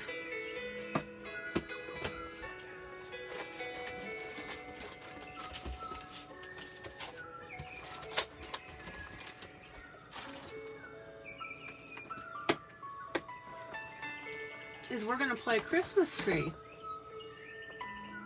And what I'm going to do is I'm going to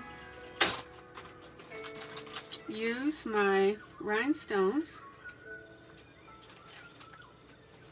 and I'm going to use my iridescent ones.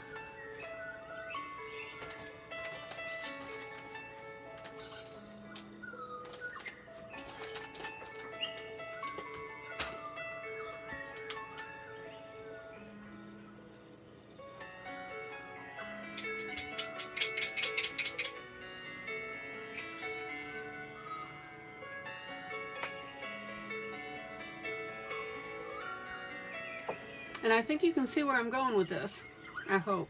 Zoom in. Zoom in.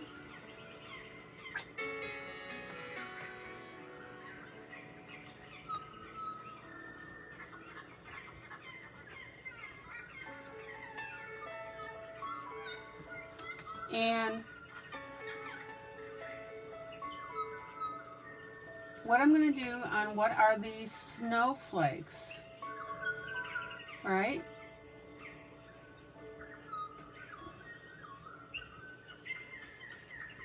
Is I'm going to go ahead and pop on an iridescent rhinestone.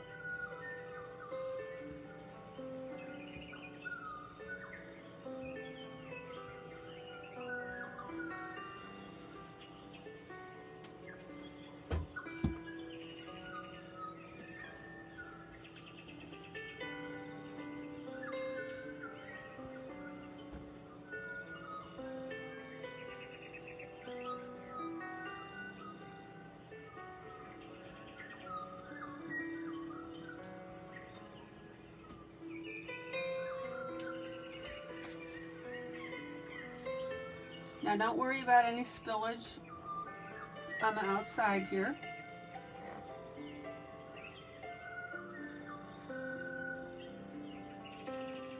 Of glue. I've talked to you before about my glue, very good glue.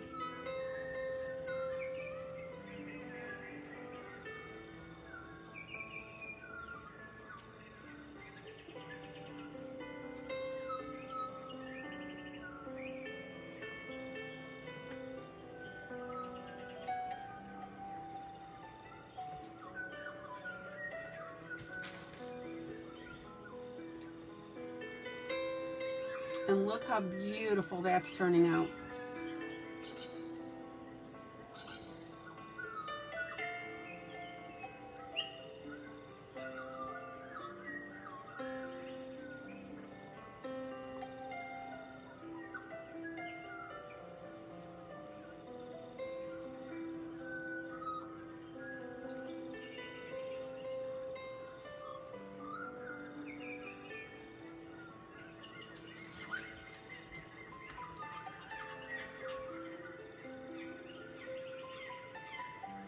And Rhonda, will you do me a favor and say something so I know I can see you?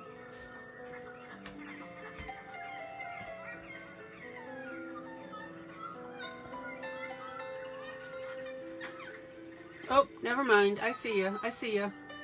Sorry, sorry, sorry.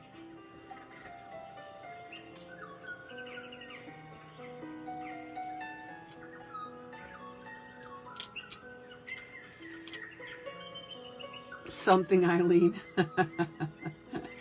Thank you, Rhonda.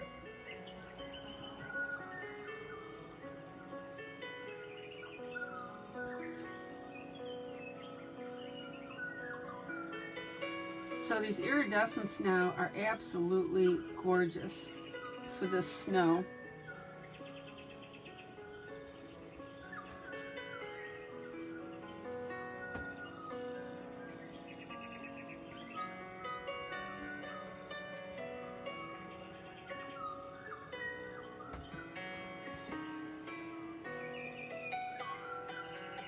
Now notice I haven't done anything in the sky yet. There's a reason for that.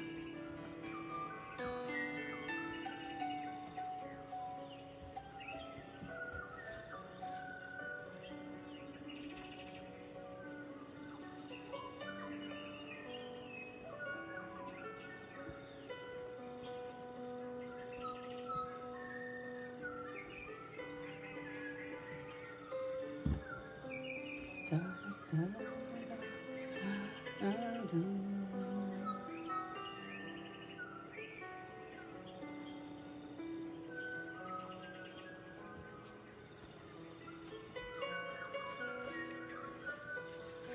All right.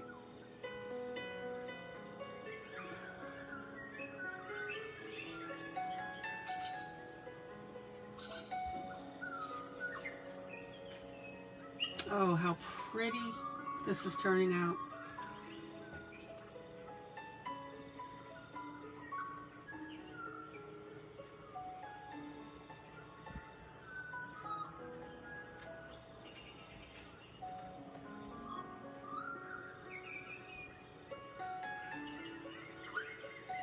I hope that you can see the shine on this. Now, I've got a little half circle here. So I'm going to go ahead and put on 2 teeny tiny rhinestones there to fill up that space. There we go.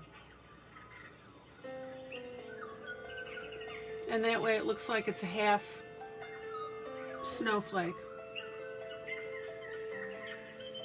Okay.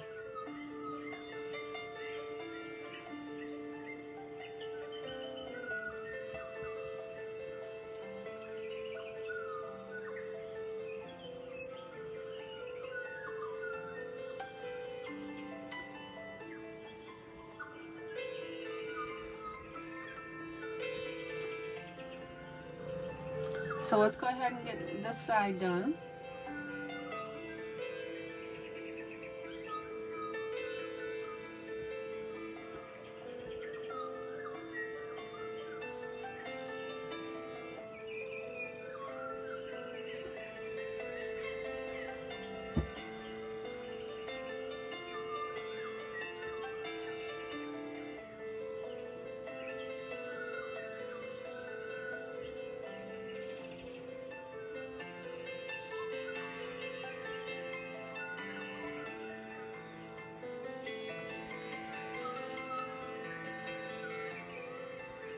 And once again, I'm going to use 2 teeny tiny.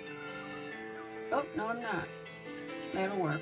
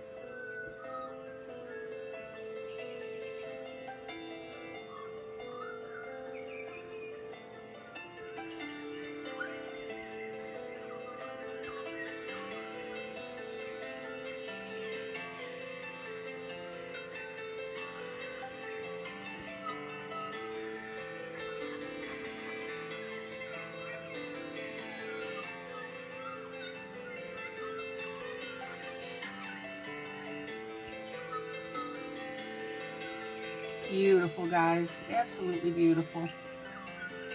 Love it. All right.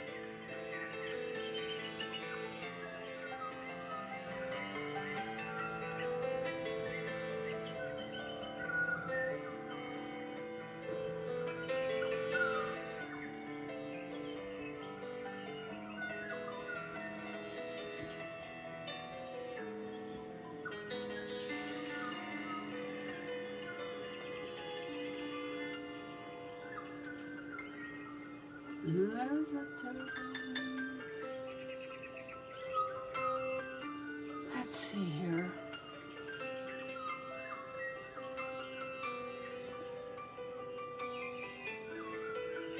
And of course you've noticed that I'm using different sizes here.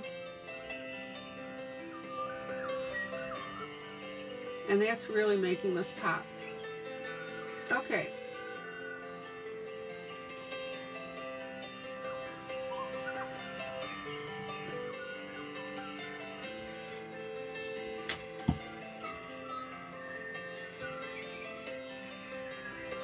Now, one last little spot here.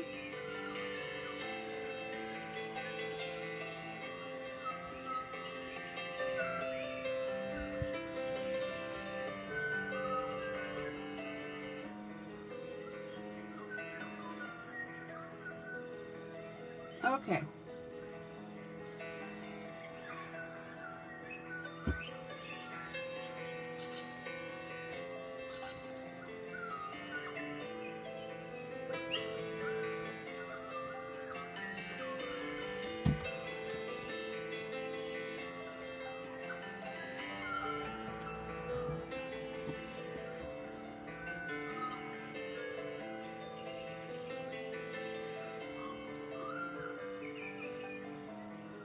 Hey Ashley, welcome back.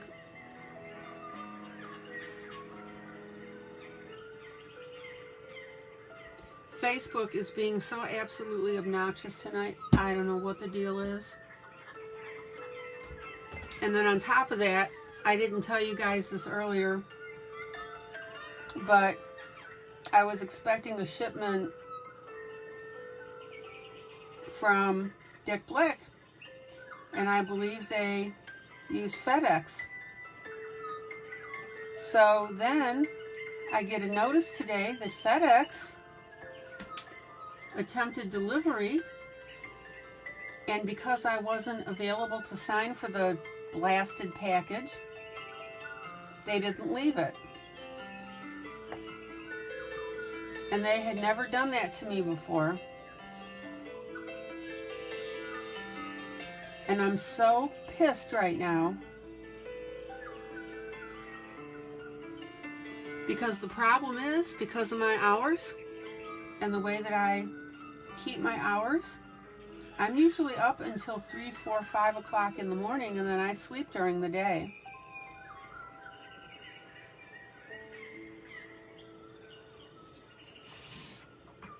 So when am I supposed to be available to get these darn packages?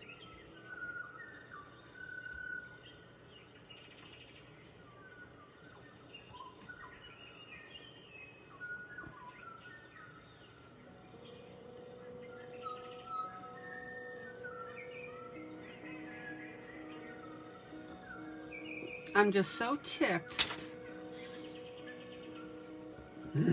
Zoom out. Oh man, guys, I hope you can see how beautiful this looks.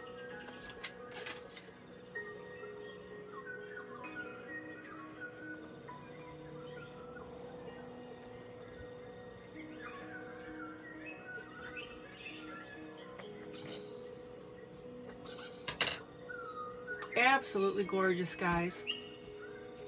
And I think I got everybody here. Let's see, everything. Yep, I did. And then I had problems getting online tonight with Facebook.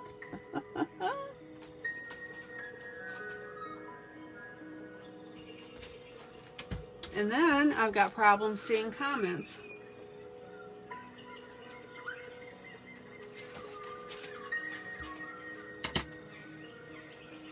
I've never ever had a package stolen, and I don't know what their blankety blank issue is. I don't even think that they're going to give us the ability to sign off that we don't need a signature.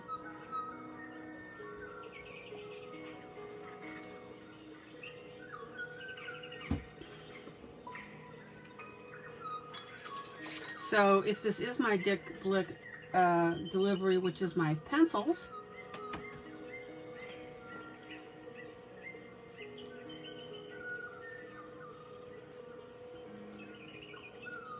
I'm going to talk to Dick Blick as well.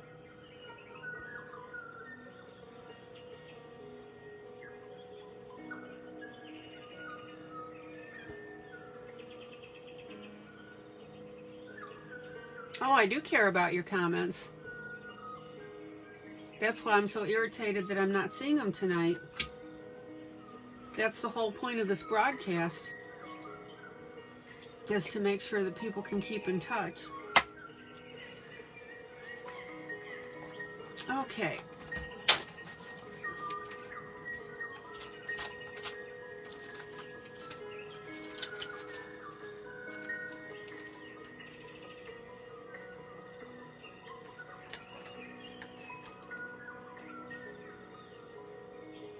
Now, I've got some black on here, on this whole zoom out, on this whole design here.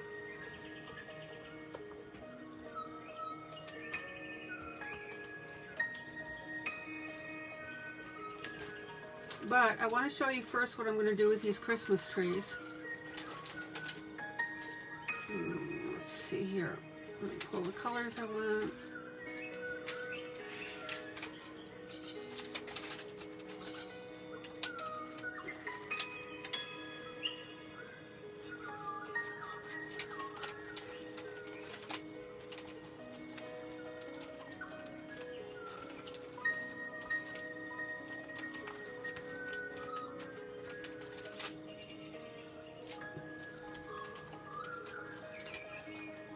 Yeah, I care very much about comments, and that's why I'm irritated that I'm not seeing people.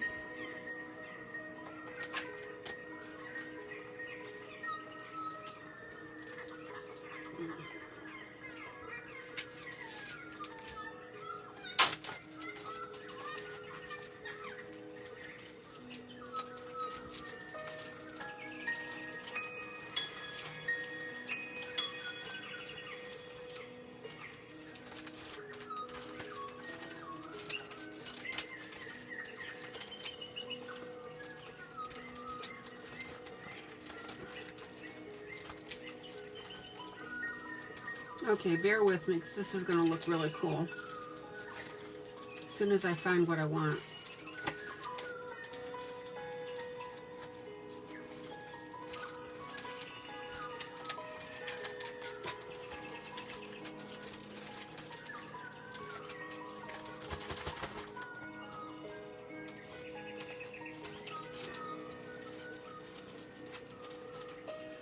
Oh, I think I found it. Oh, maybe not.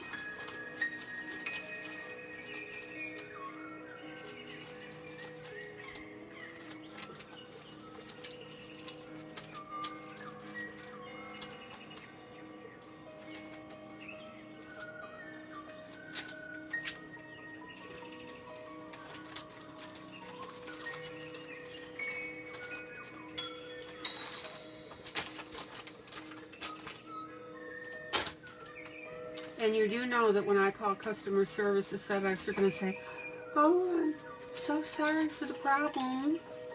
Because, of course, that's what they're trained to say.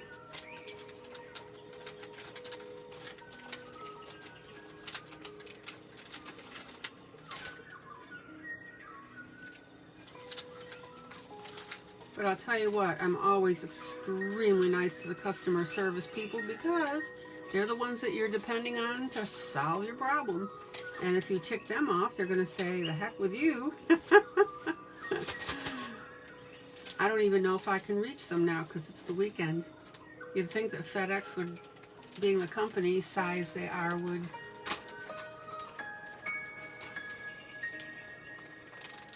have coverage. Okay, I'll try to quit complaining. Zoom in. Zoom in.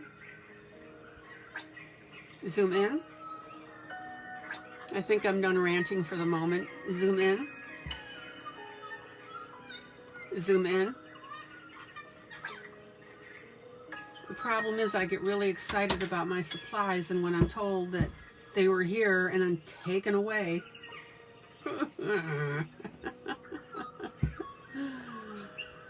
Oh my. So somebody tell me something funny so I'm not irritated anymore. Okay. Now, this is cool. I think it's going to look terrific. So now I'm going to take my glue and put a few glue spots on my trees.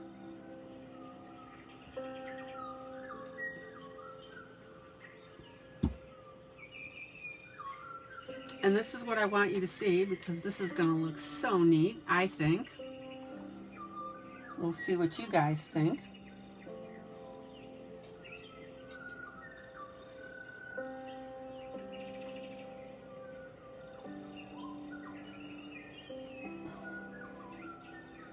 Is I'm going to take my teeny tiny rhinestones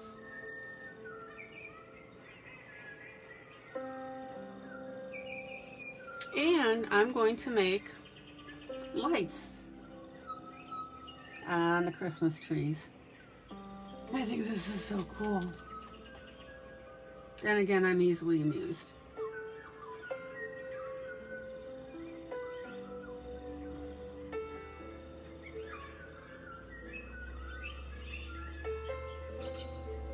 Oh, Ashley says, my son saved a fly that can't fly. His name is now Jump. Oh, how adorable.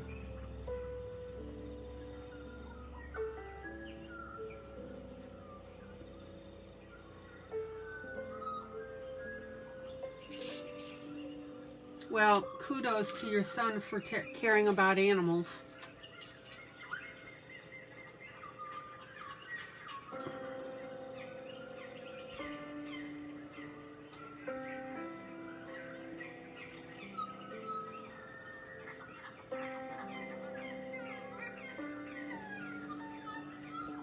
Okay, can you guys see what I'm doing with these Christmas trees?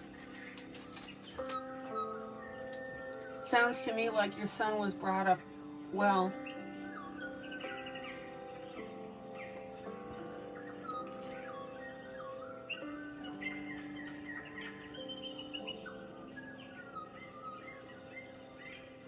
Okay.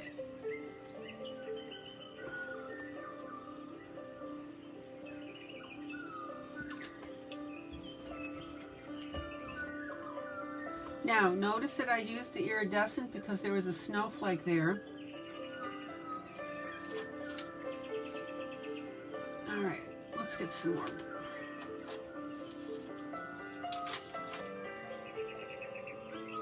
And guys, this is stuff I want you to think about when you're doing your coloring. Is these little details.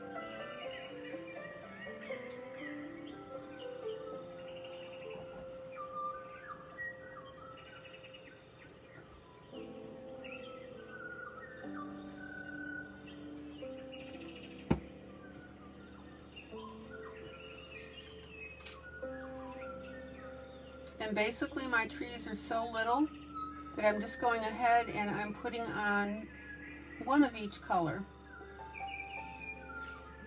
Now that's a light and a dark blue. It probably looks like it's the same blue. It is not.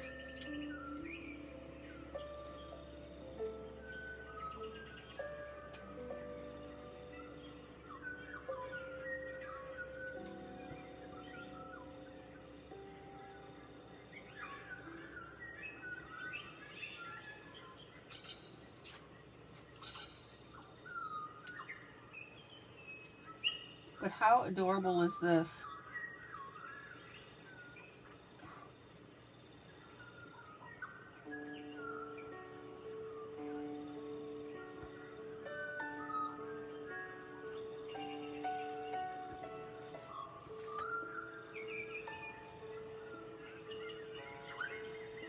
See, it was worth it for you to come back, wasn't it?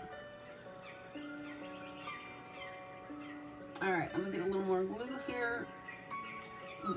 Yeah, I got glue there.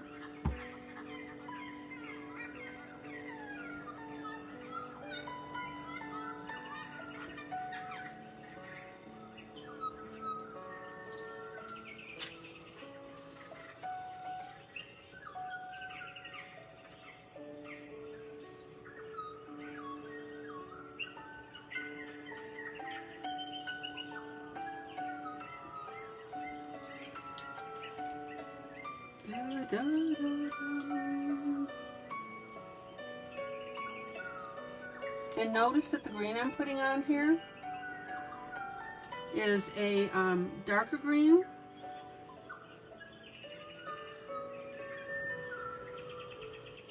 I may put on another red one here. That's okay. I'll duplicate that color. That's all right.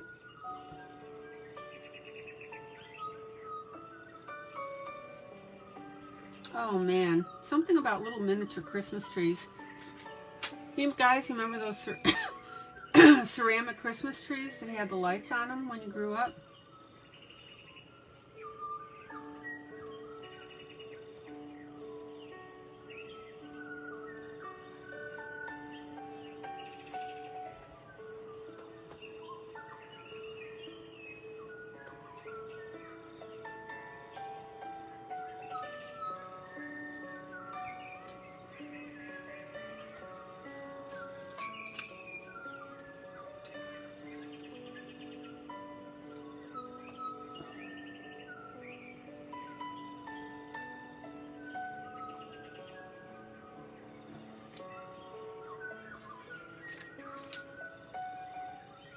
Okay, let me grab a little more glue.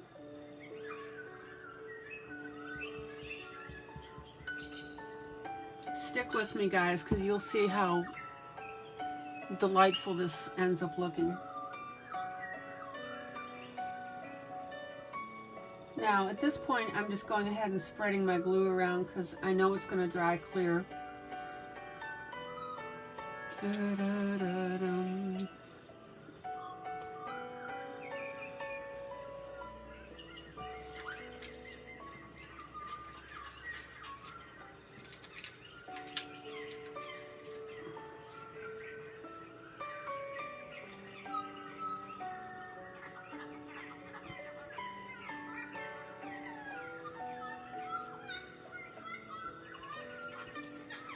Now, keep your eyes open on how you lay out your colors. You don't want to end up making a weird pattern with them.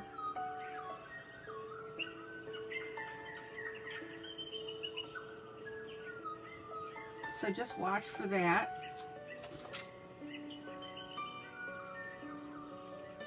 And don't load up your tree.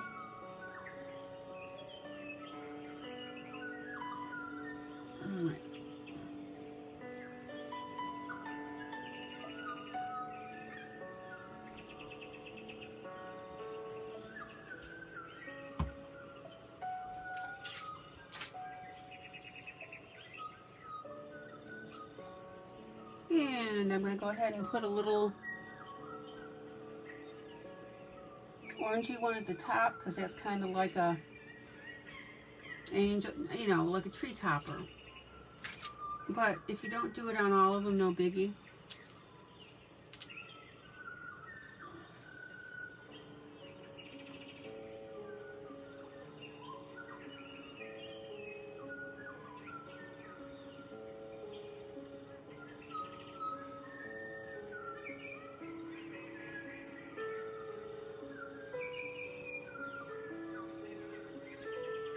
There we go. How cute, how ridiculously cute is that, guys?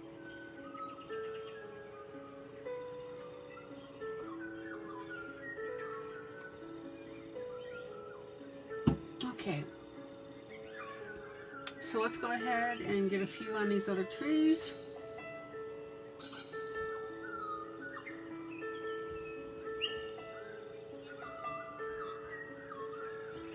And this music now reminds me of Charlie Brown music.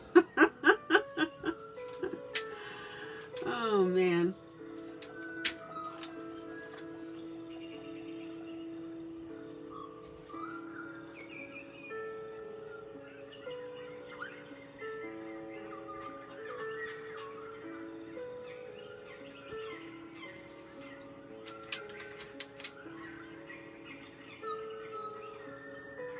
Okay, and get a little glue up there at the top again.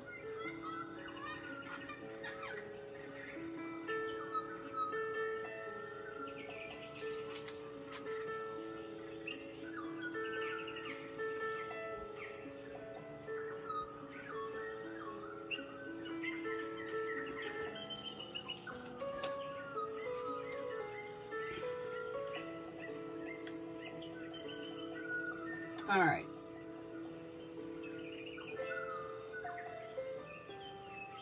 So I think we're done on that one.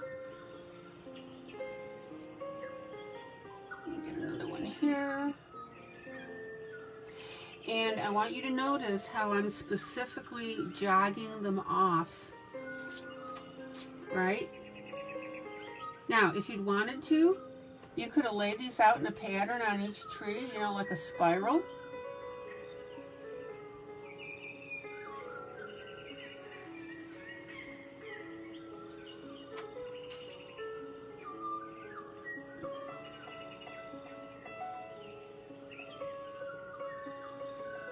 All right, one more down there.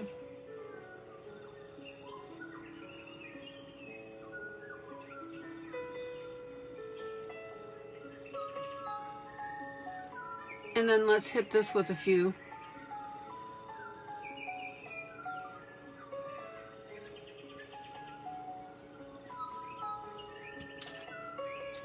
Question. Would you guys have thought about doing this on your trees if you were coloring this piece?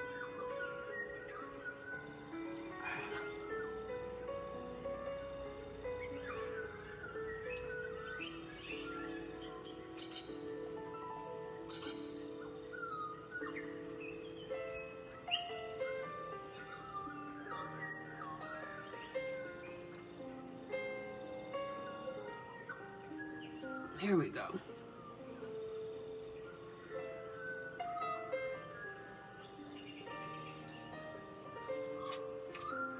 Rhonda says she loves bling.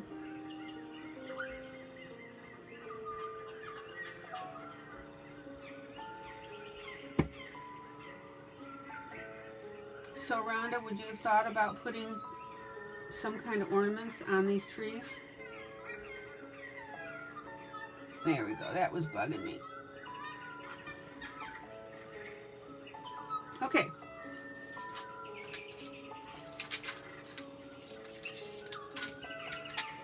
Let me get these gathered up.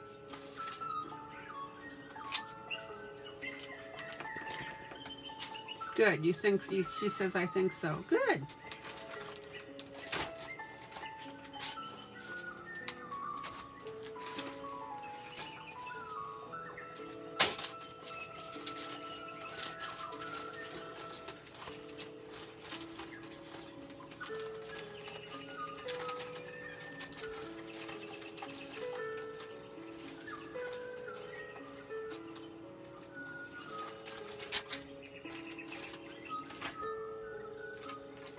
Zoom out.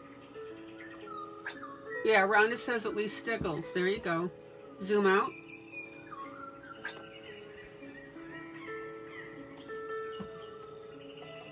Look at that.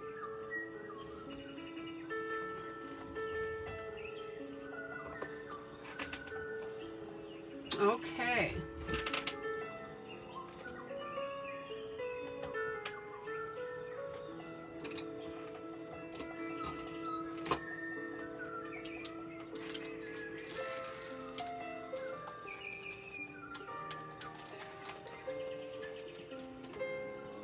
And if anybody's in the room and you're commenting, I'm still not seeing it.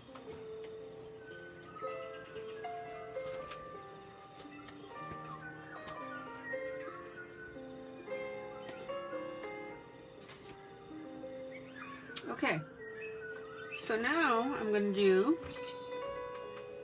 I think because of all the problems that I'm having tonight with broadcasting, is I'm just going to stick on this project.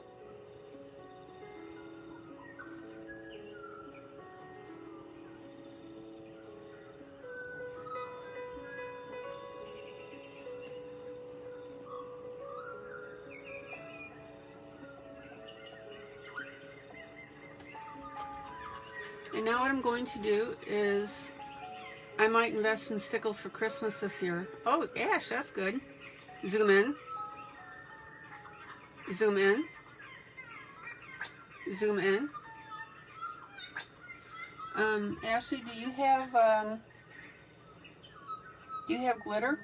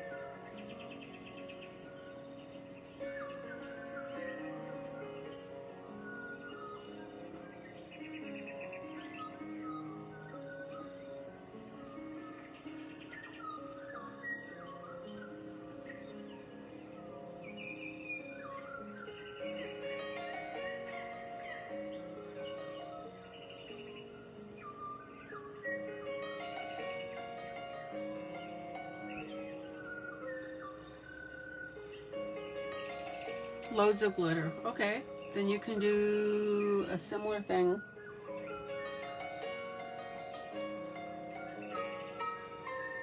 And when I say glitter, I mean glitter glue, right?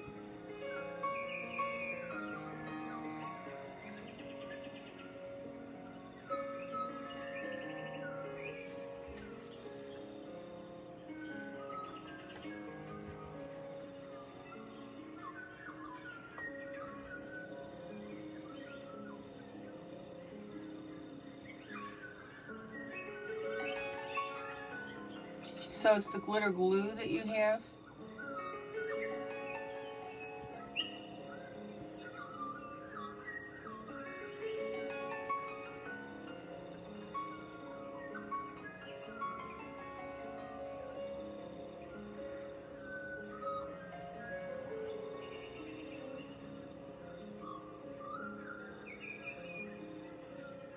Yeah, I have some cheaper versions, just never justified the price of stickles.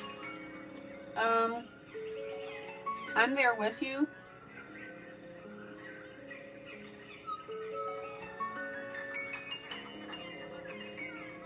Stickles glitter is very expensive.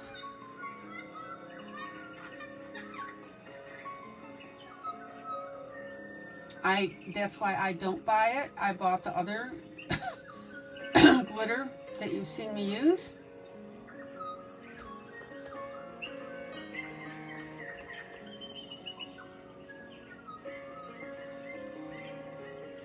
And I'm wondering if instead of glitter, why don't you invest in these rhinestones, stick-ons?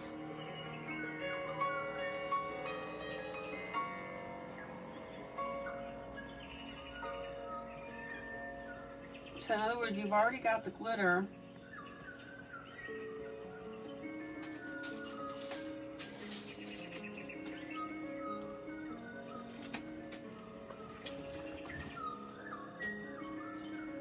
You might want to think of getting a different product for decoration.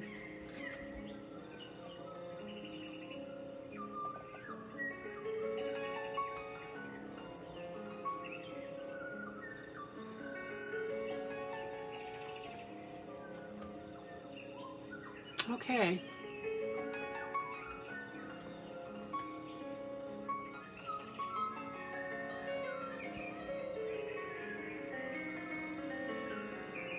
Now, obviously I'm using my ink pen because I want that black. I can't use my markers, my Sharpies, because on the other side of this is the wreath that I'm coloring for you. So everything that I'm using on this side, I have to make sure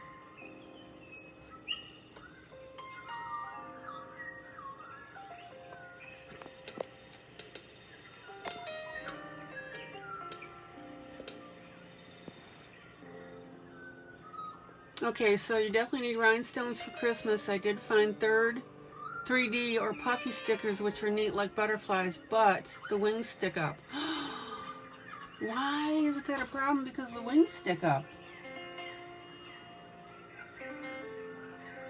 You've seen me add stuff on my things. Oh my gosh, excuse me. You know, like those little pebbles on my pirate picture?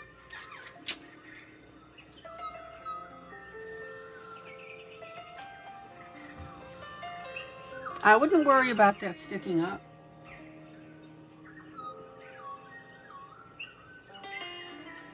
Now, if there are any gaps in my pen or funny lines, when this dries, I'll go ahead and use a black pencil over it and just clean that up.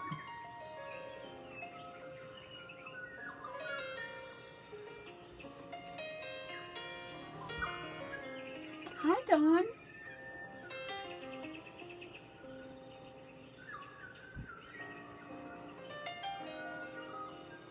Dawn, I'm having all sorts of broadcast problems tonight.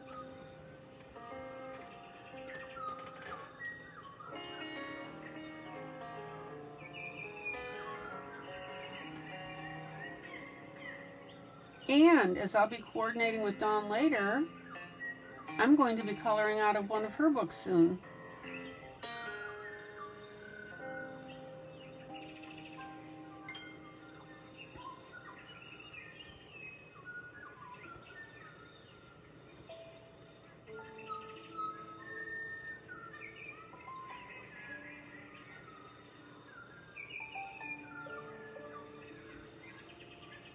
Okay.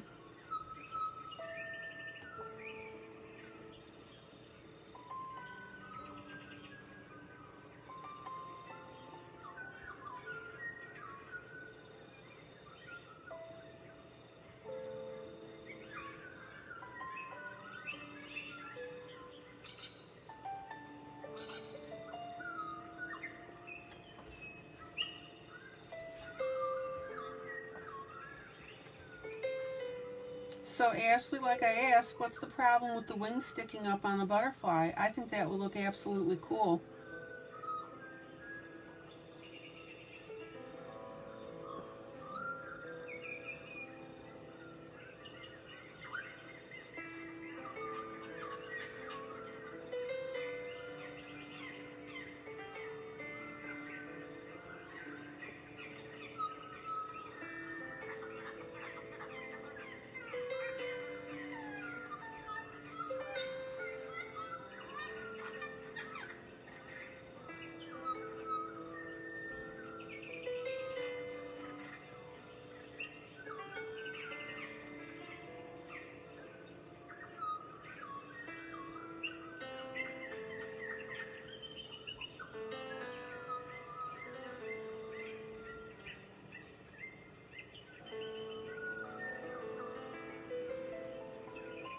Yeah, I haven't really had any problems with stuff bending when it's protruding.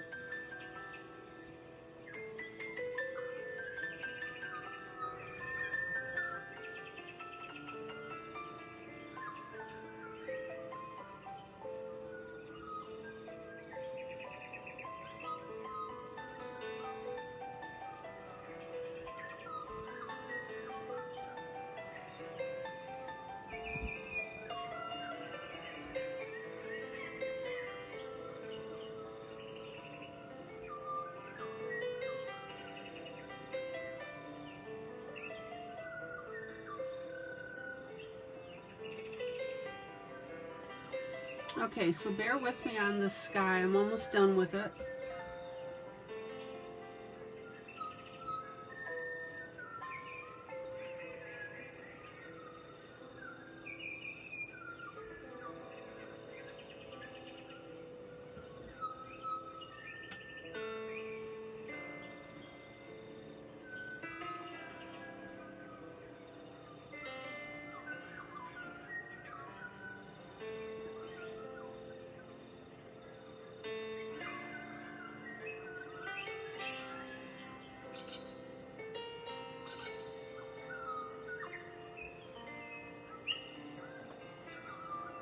Are the rhinestones going to affect coloring the other side? I don't think so.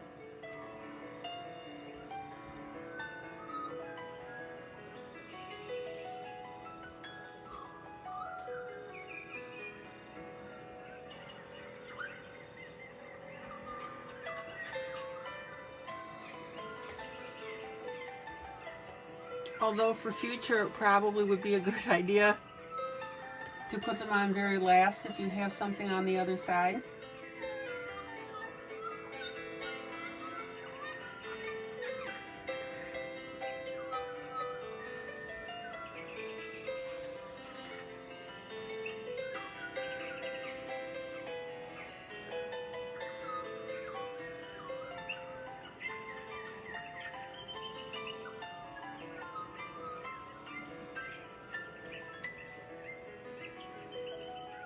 But that definitely is a consideration.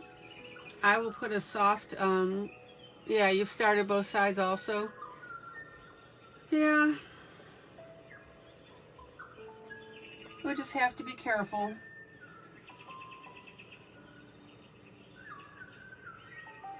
I mean, that's the problem with this, because if you ended up doing the deer first and put the rhinestones on and then decided to do the wreath, then you've got that issue.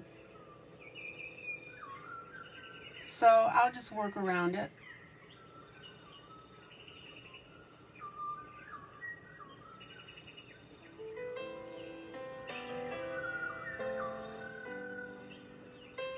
And that's another reason why I don't like images back to back.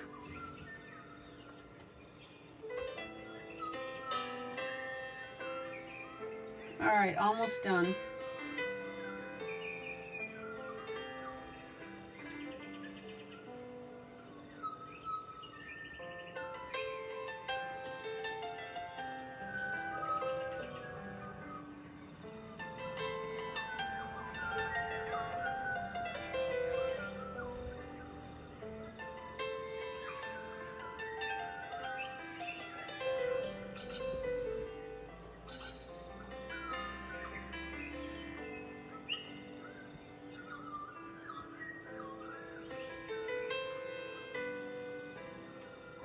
Ashley, are you working on this piece as well? Refresh my memory.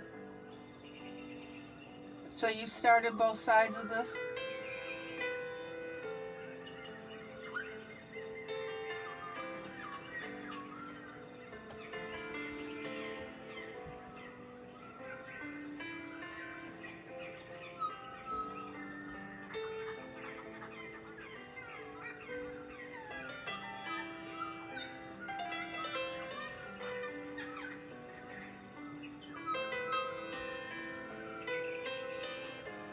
Okay.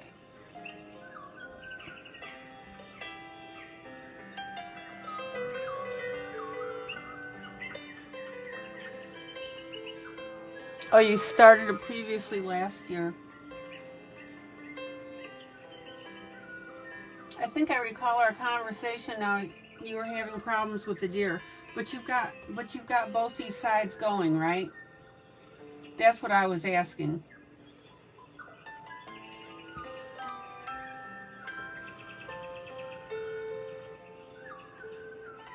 Okay, again, when this ink smooths out, I'm going to go ahead. I'm sorry, dries out. I'll smooth it out, but I'm not going to do that tonight because I want to show you this.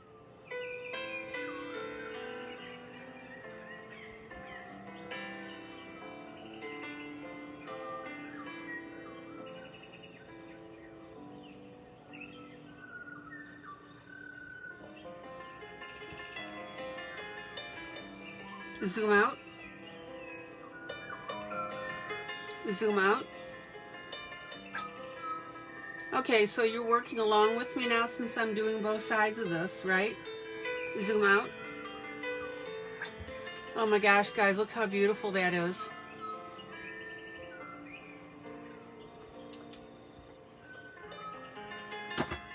Okay.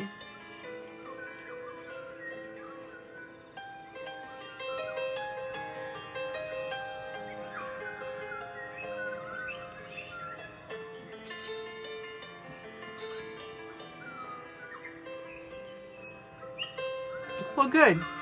Then you can work along with me now that I'm doing both sides. Isn't that fortuitous?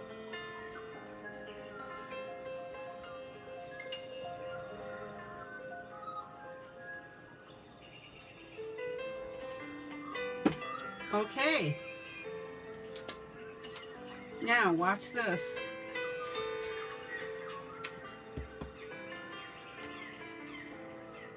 Zoom in. Now, if you don't want to and you have these rhinestones, you really don't have to maintain those circles. That's up to you. Zoom in.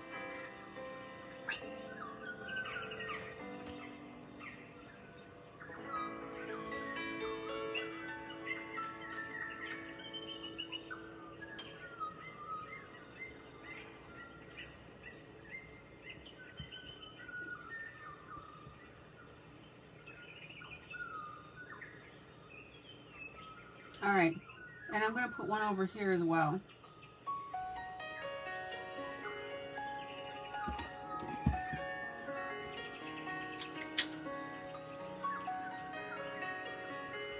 Ooh, that song sounds like snow falling, doesn't it?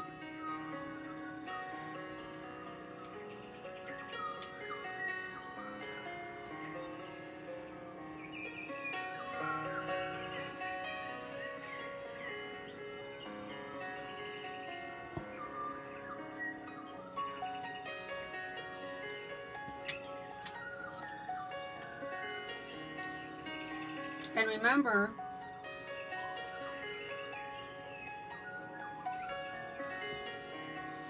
these are my iridescent rhinestones. Not the clear ones, the iridescent.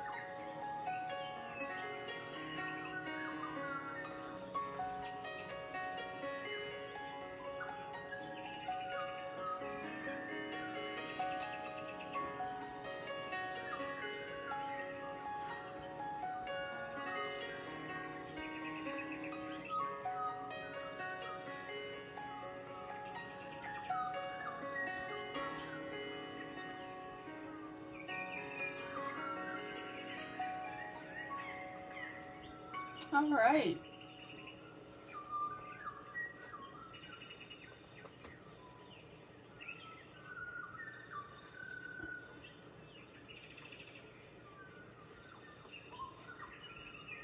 Zoom out.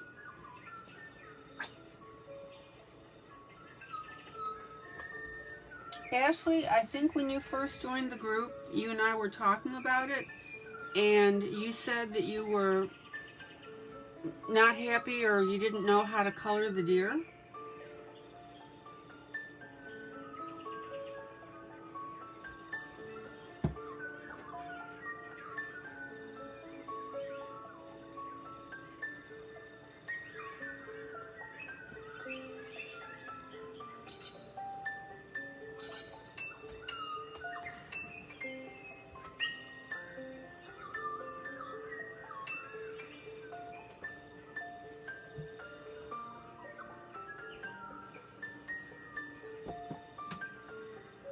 Zoom out. Isn't that pretty?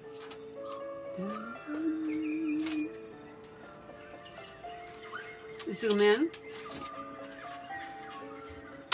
Zoom in.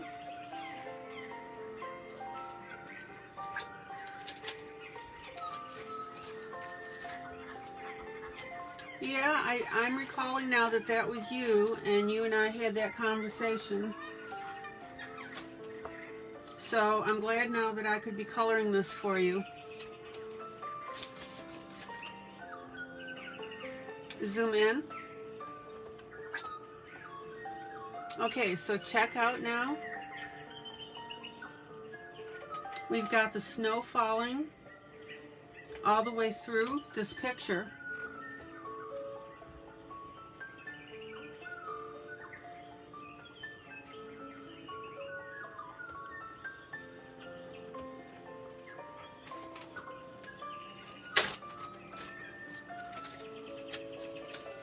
Now I'm going to show you a couple more placements on this to make this look really cool. There's one place on here that doesn't have any snowfall on it.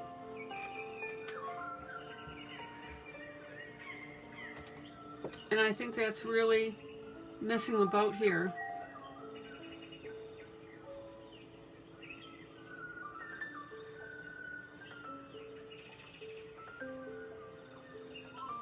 Now this can go one of two ways.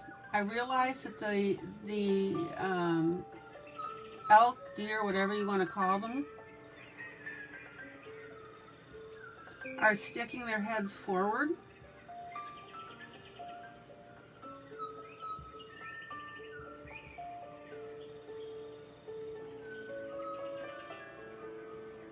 So this is an artistic choice on your part.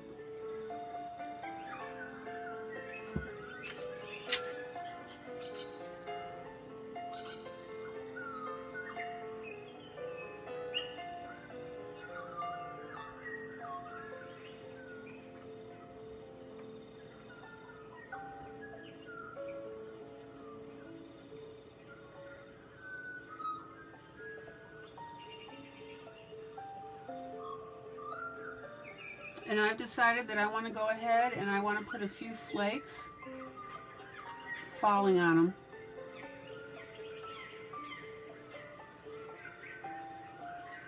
Again, artistic choice.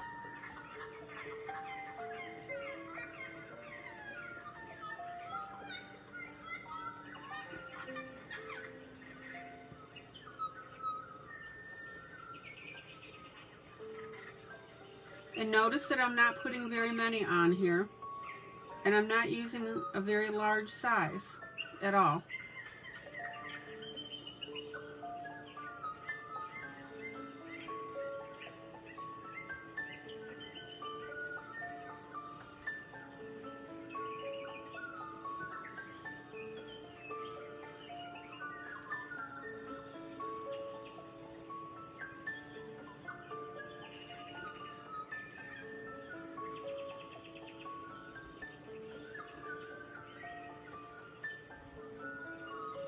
Zoom out. So what do you think?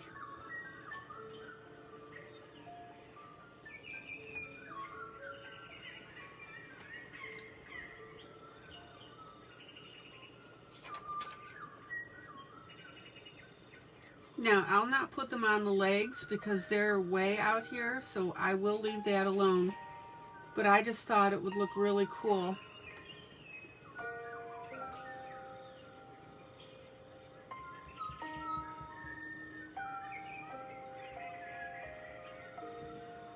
And again, technically speaking, or realistically speaking, if you want to say that,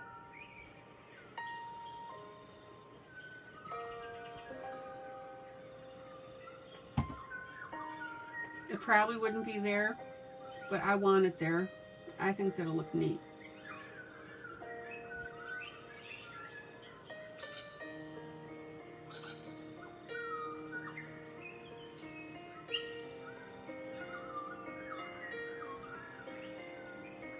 Rhonda, what do you think?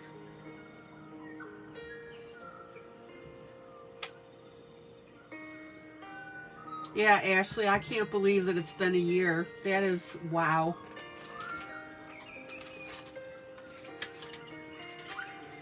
How fun is that?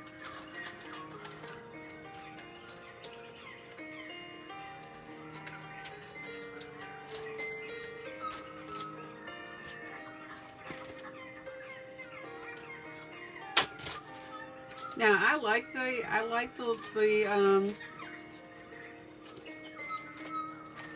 snowflakes on there.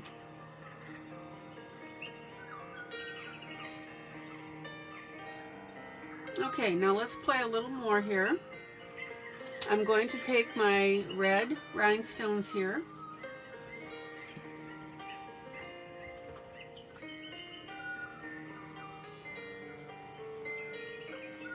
And I'm going to go ahead and plop them right in the middle here of my stars.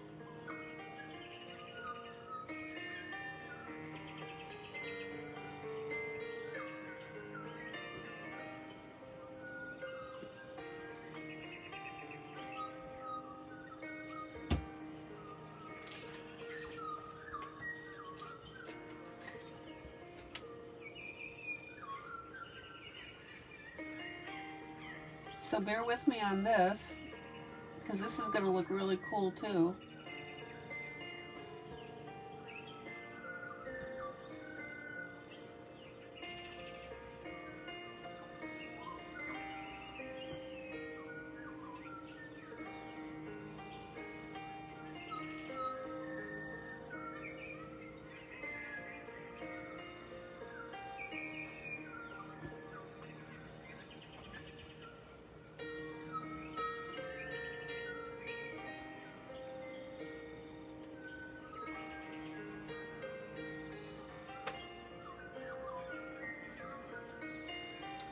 Well, Rhonda, that should tell you something too about deciding about coloring books. Is that if you have any hesitancy about buying one because you don't like the picture, you might want to keep in mind that once colored, it's going to be a lot different, right?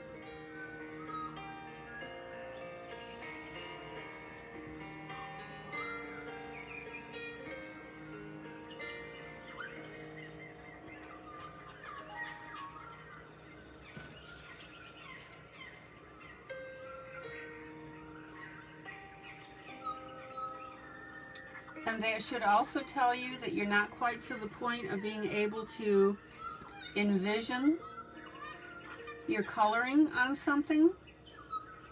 But trust me, after you've colored for a while, you'll start to see it.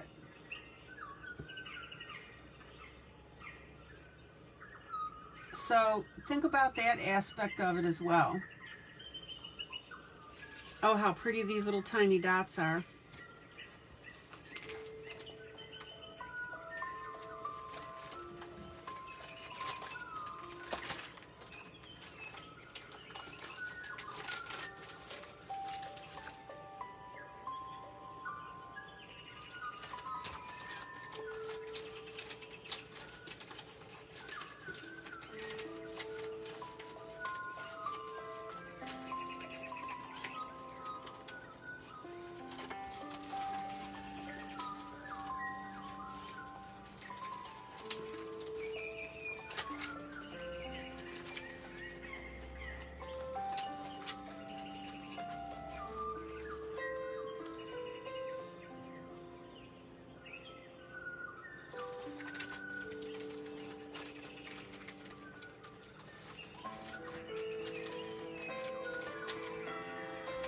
Okay, bear with me again.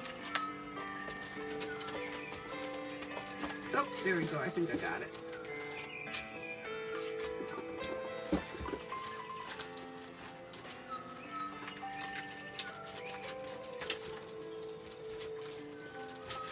Well, Rhonda, once you start getting to that point that you can envision how something's going to look, you won't have such a negative feeling about it.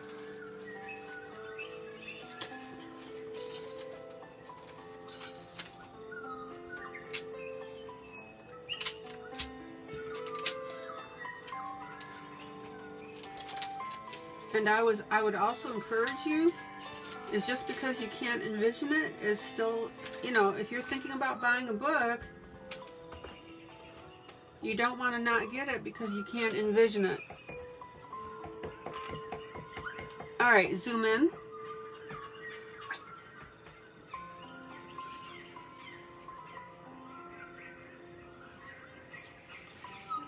Zoom in.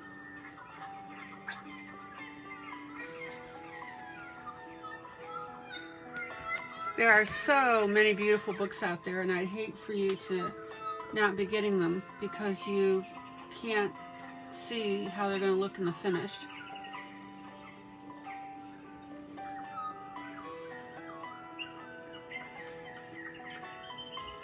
Okay.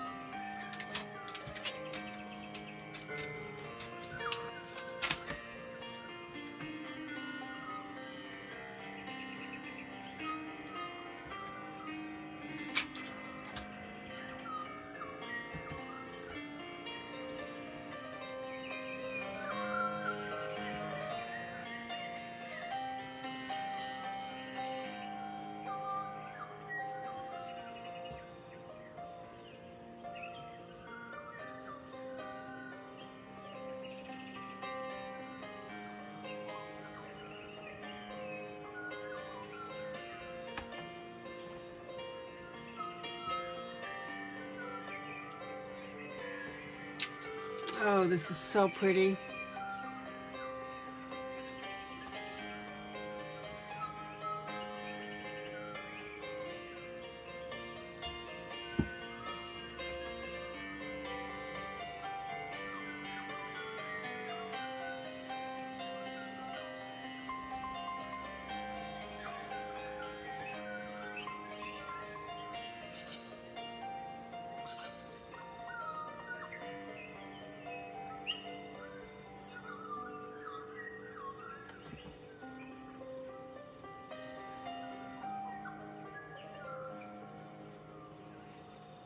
Okay.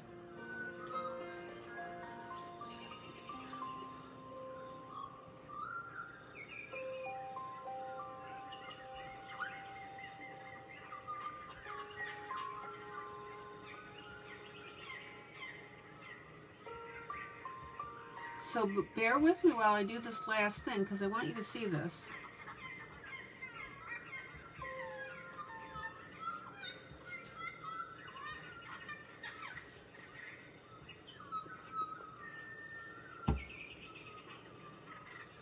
So Ashley says she still struggles with that.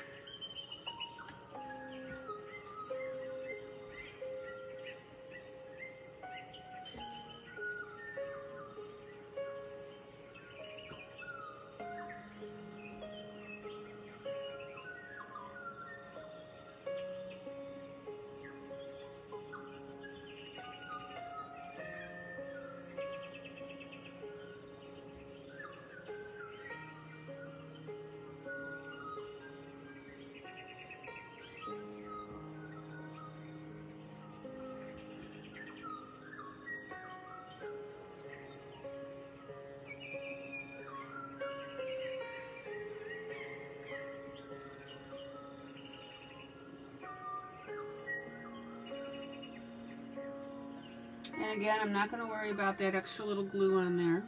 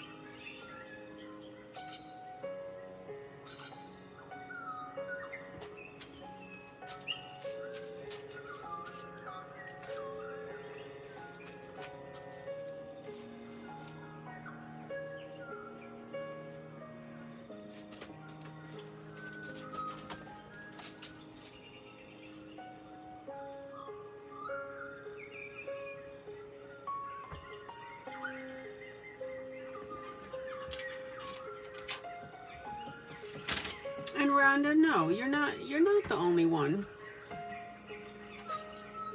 You really aren't.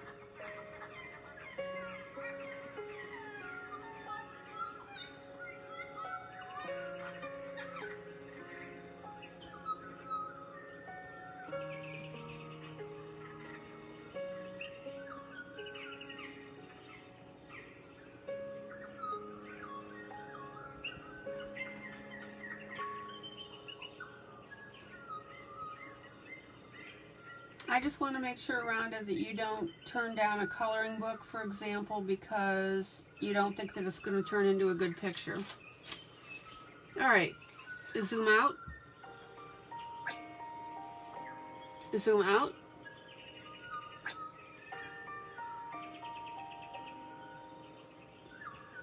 All right, can you see now my little rhinestone shinies?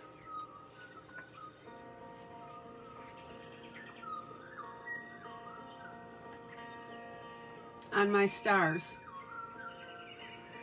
Now, I want to show you something, and you didn't notice it, but I do, because I'm big on detail.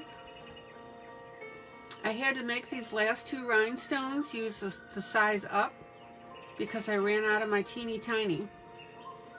So I used my 4 larger ones here, which is fine, but I've got teeny tiny all the way across the top, and that bugs me. So I'm going to take off that teeny tiny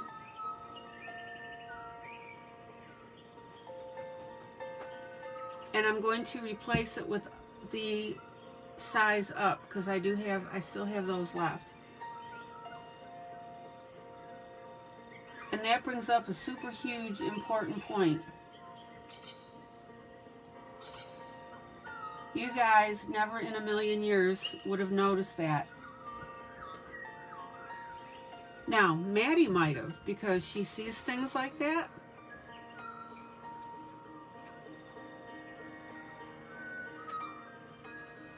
But most people would not have noticed that.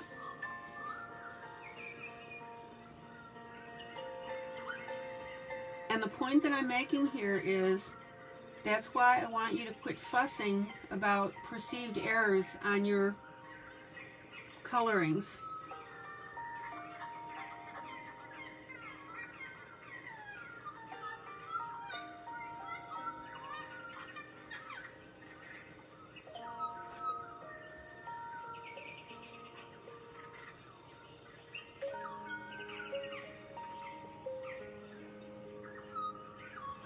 I keep trying to tell you is that people don't notice these things. So let me go ahead and get my last larger piece on here, and then I'm going to call it an evening.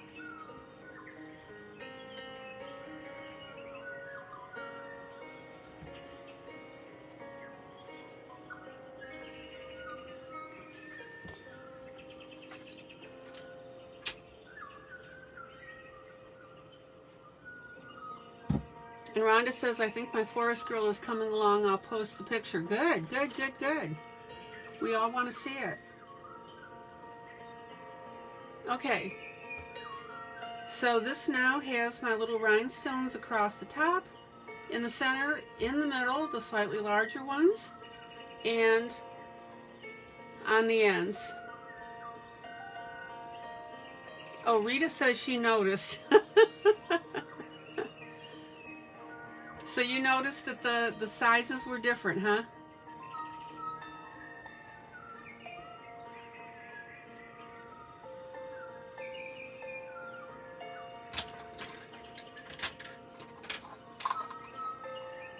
So guys, don't get fussy. It's not at the end of the day, it's not a super big deal. It really isn't.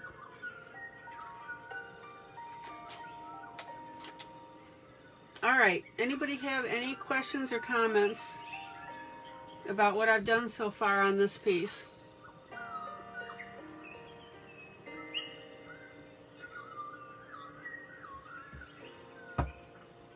So I'm going to smooth out that black.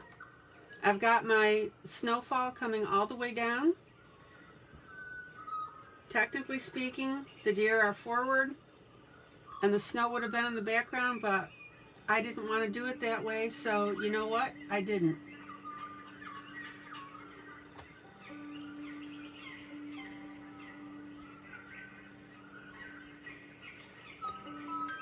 Questions or comments? Oh, the snow bugged you like it did. Ashley says the snow bugged me like it did you, so my skills are growing. Yes, yes. So it bugged you that there wasn't snow on the front of the animals, the reindeer? Is that what you're saying, Ash?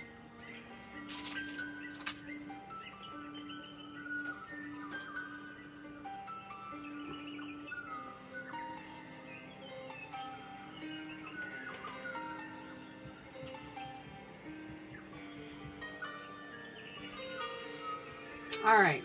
Anybody have any questions or comments?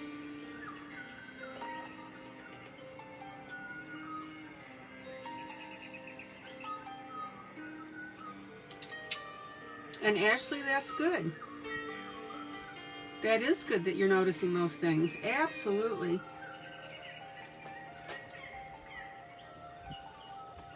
All right, guys, I'm going to call it an evening. I will, like I said, I'll fix that black background off camera. No sense in me doing it right now. I hope everybody's doing well. We had some broadcasting issues tonight, but again, this too shall pass. All right, guys, this is ILene Vick for Teaching About Coloring with ILene Vick. I hope you had a good time. I'm absolutely delighted when you can join me. And if you can't join me, check out the video. Alrighty. Guys, joyous, joyous coloring. Continue to be kind to each other like I know you are. And I will see you tomorrow night. And please, please share this broadcast. All right, guys. Bye.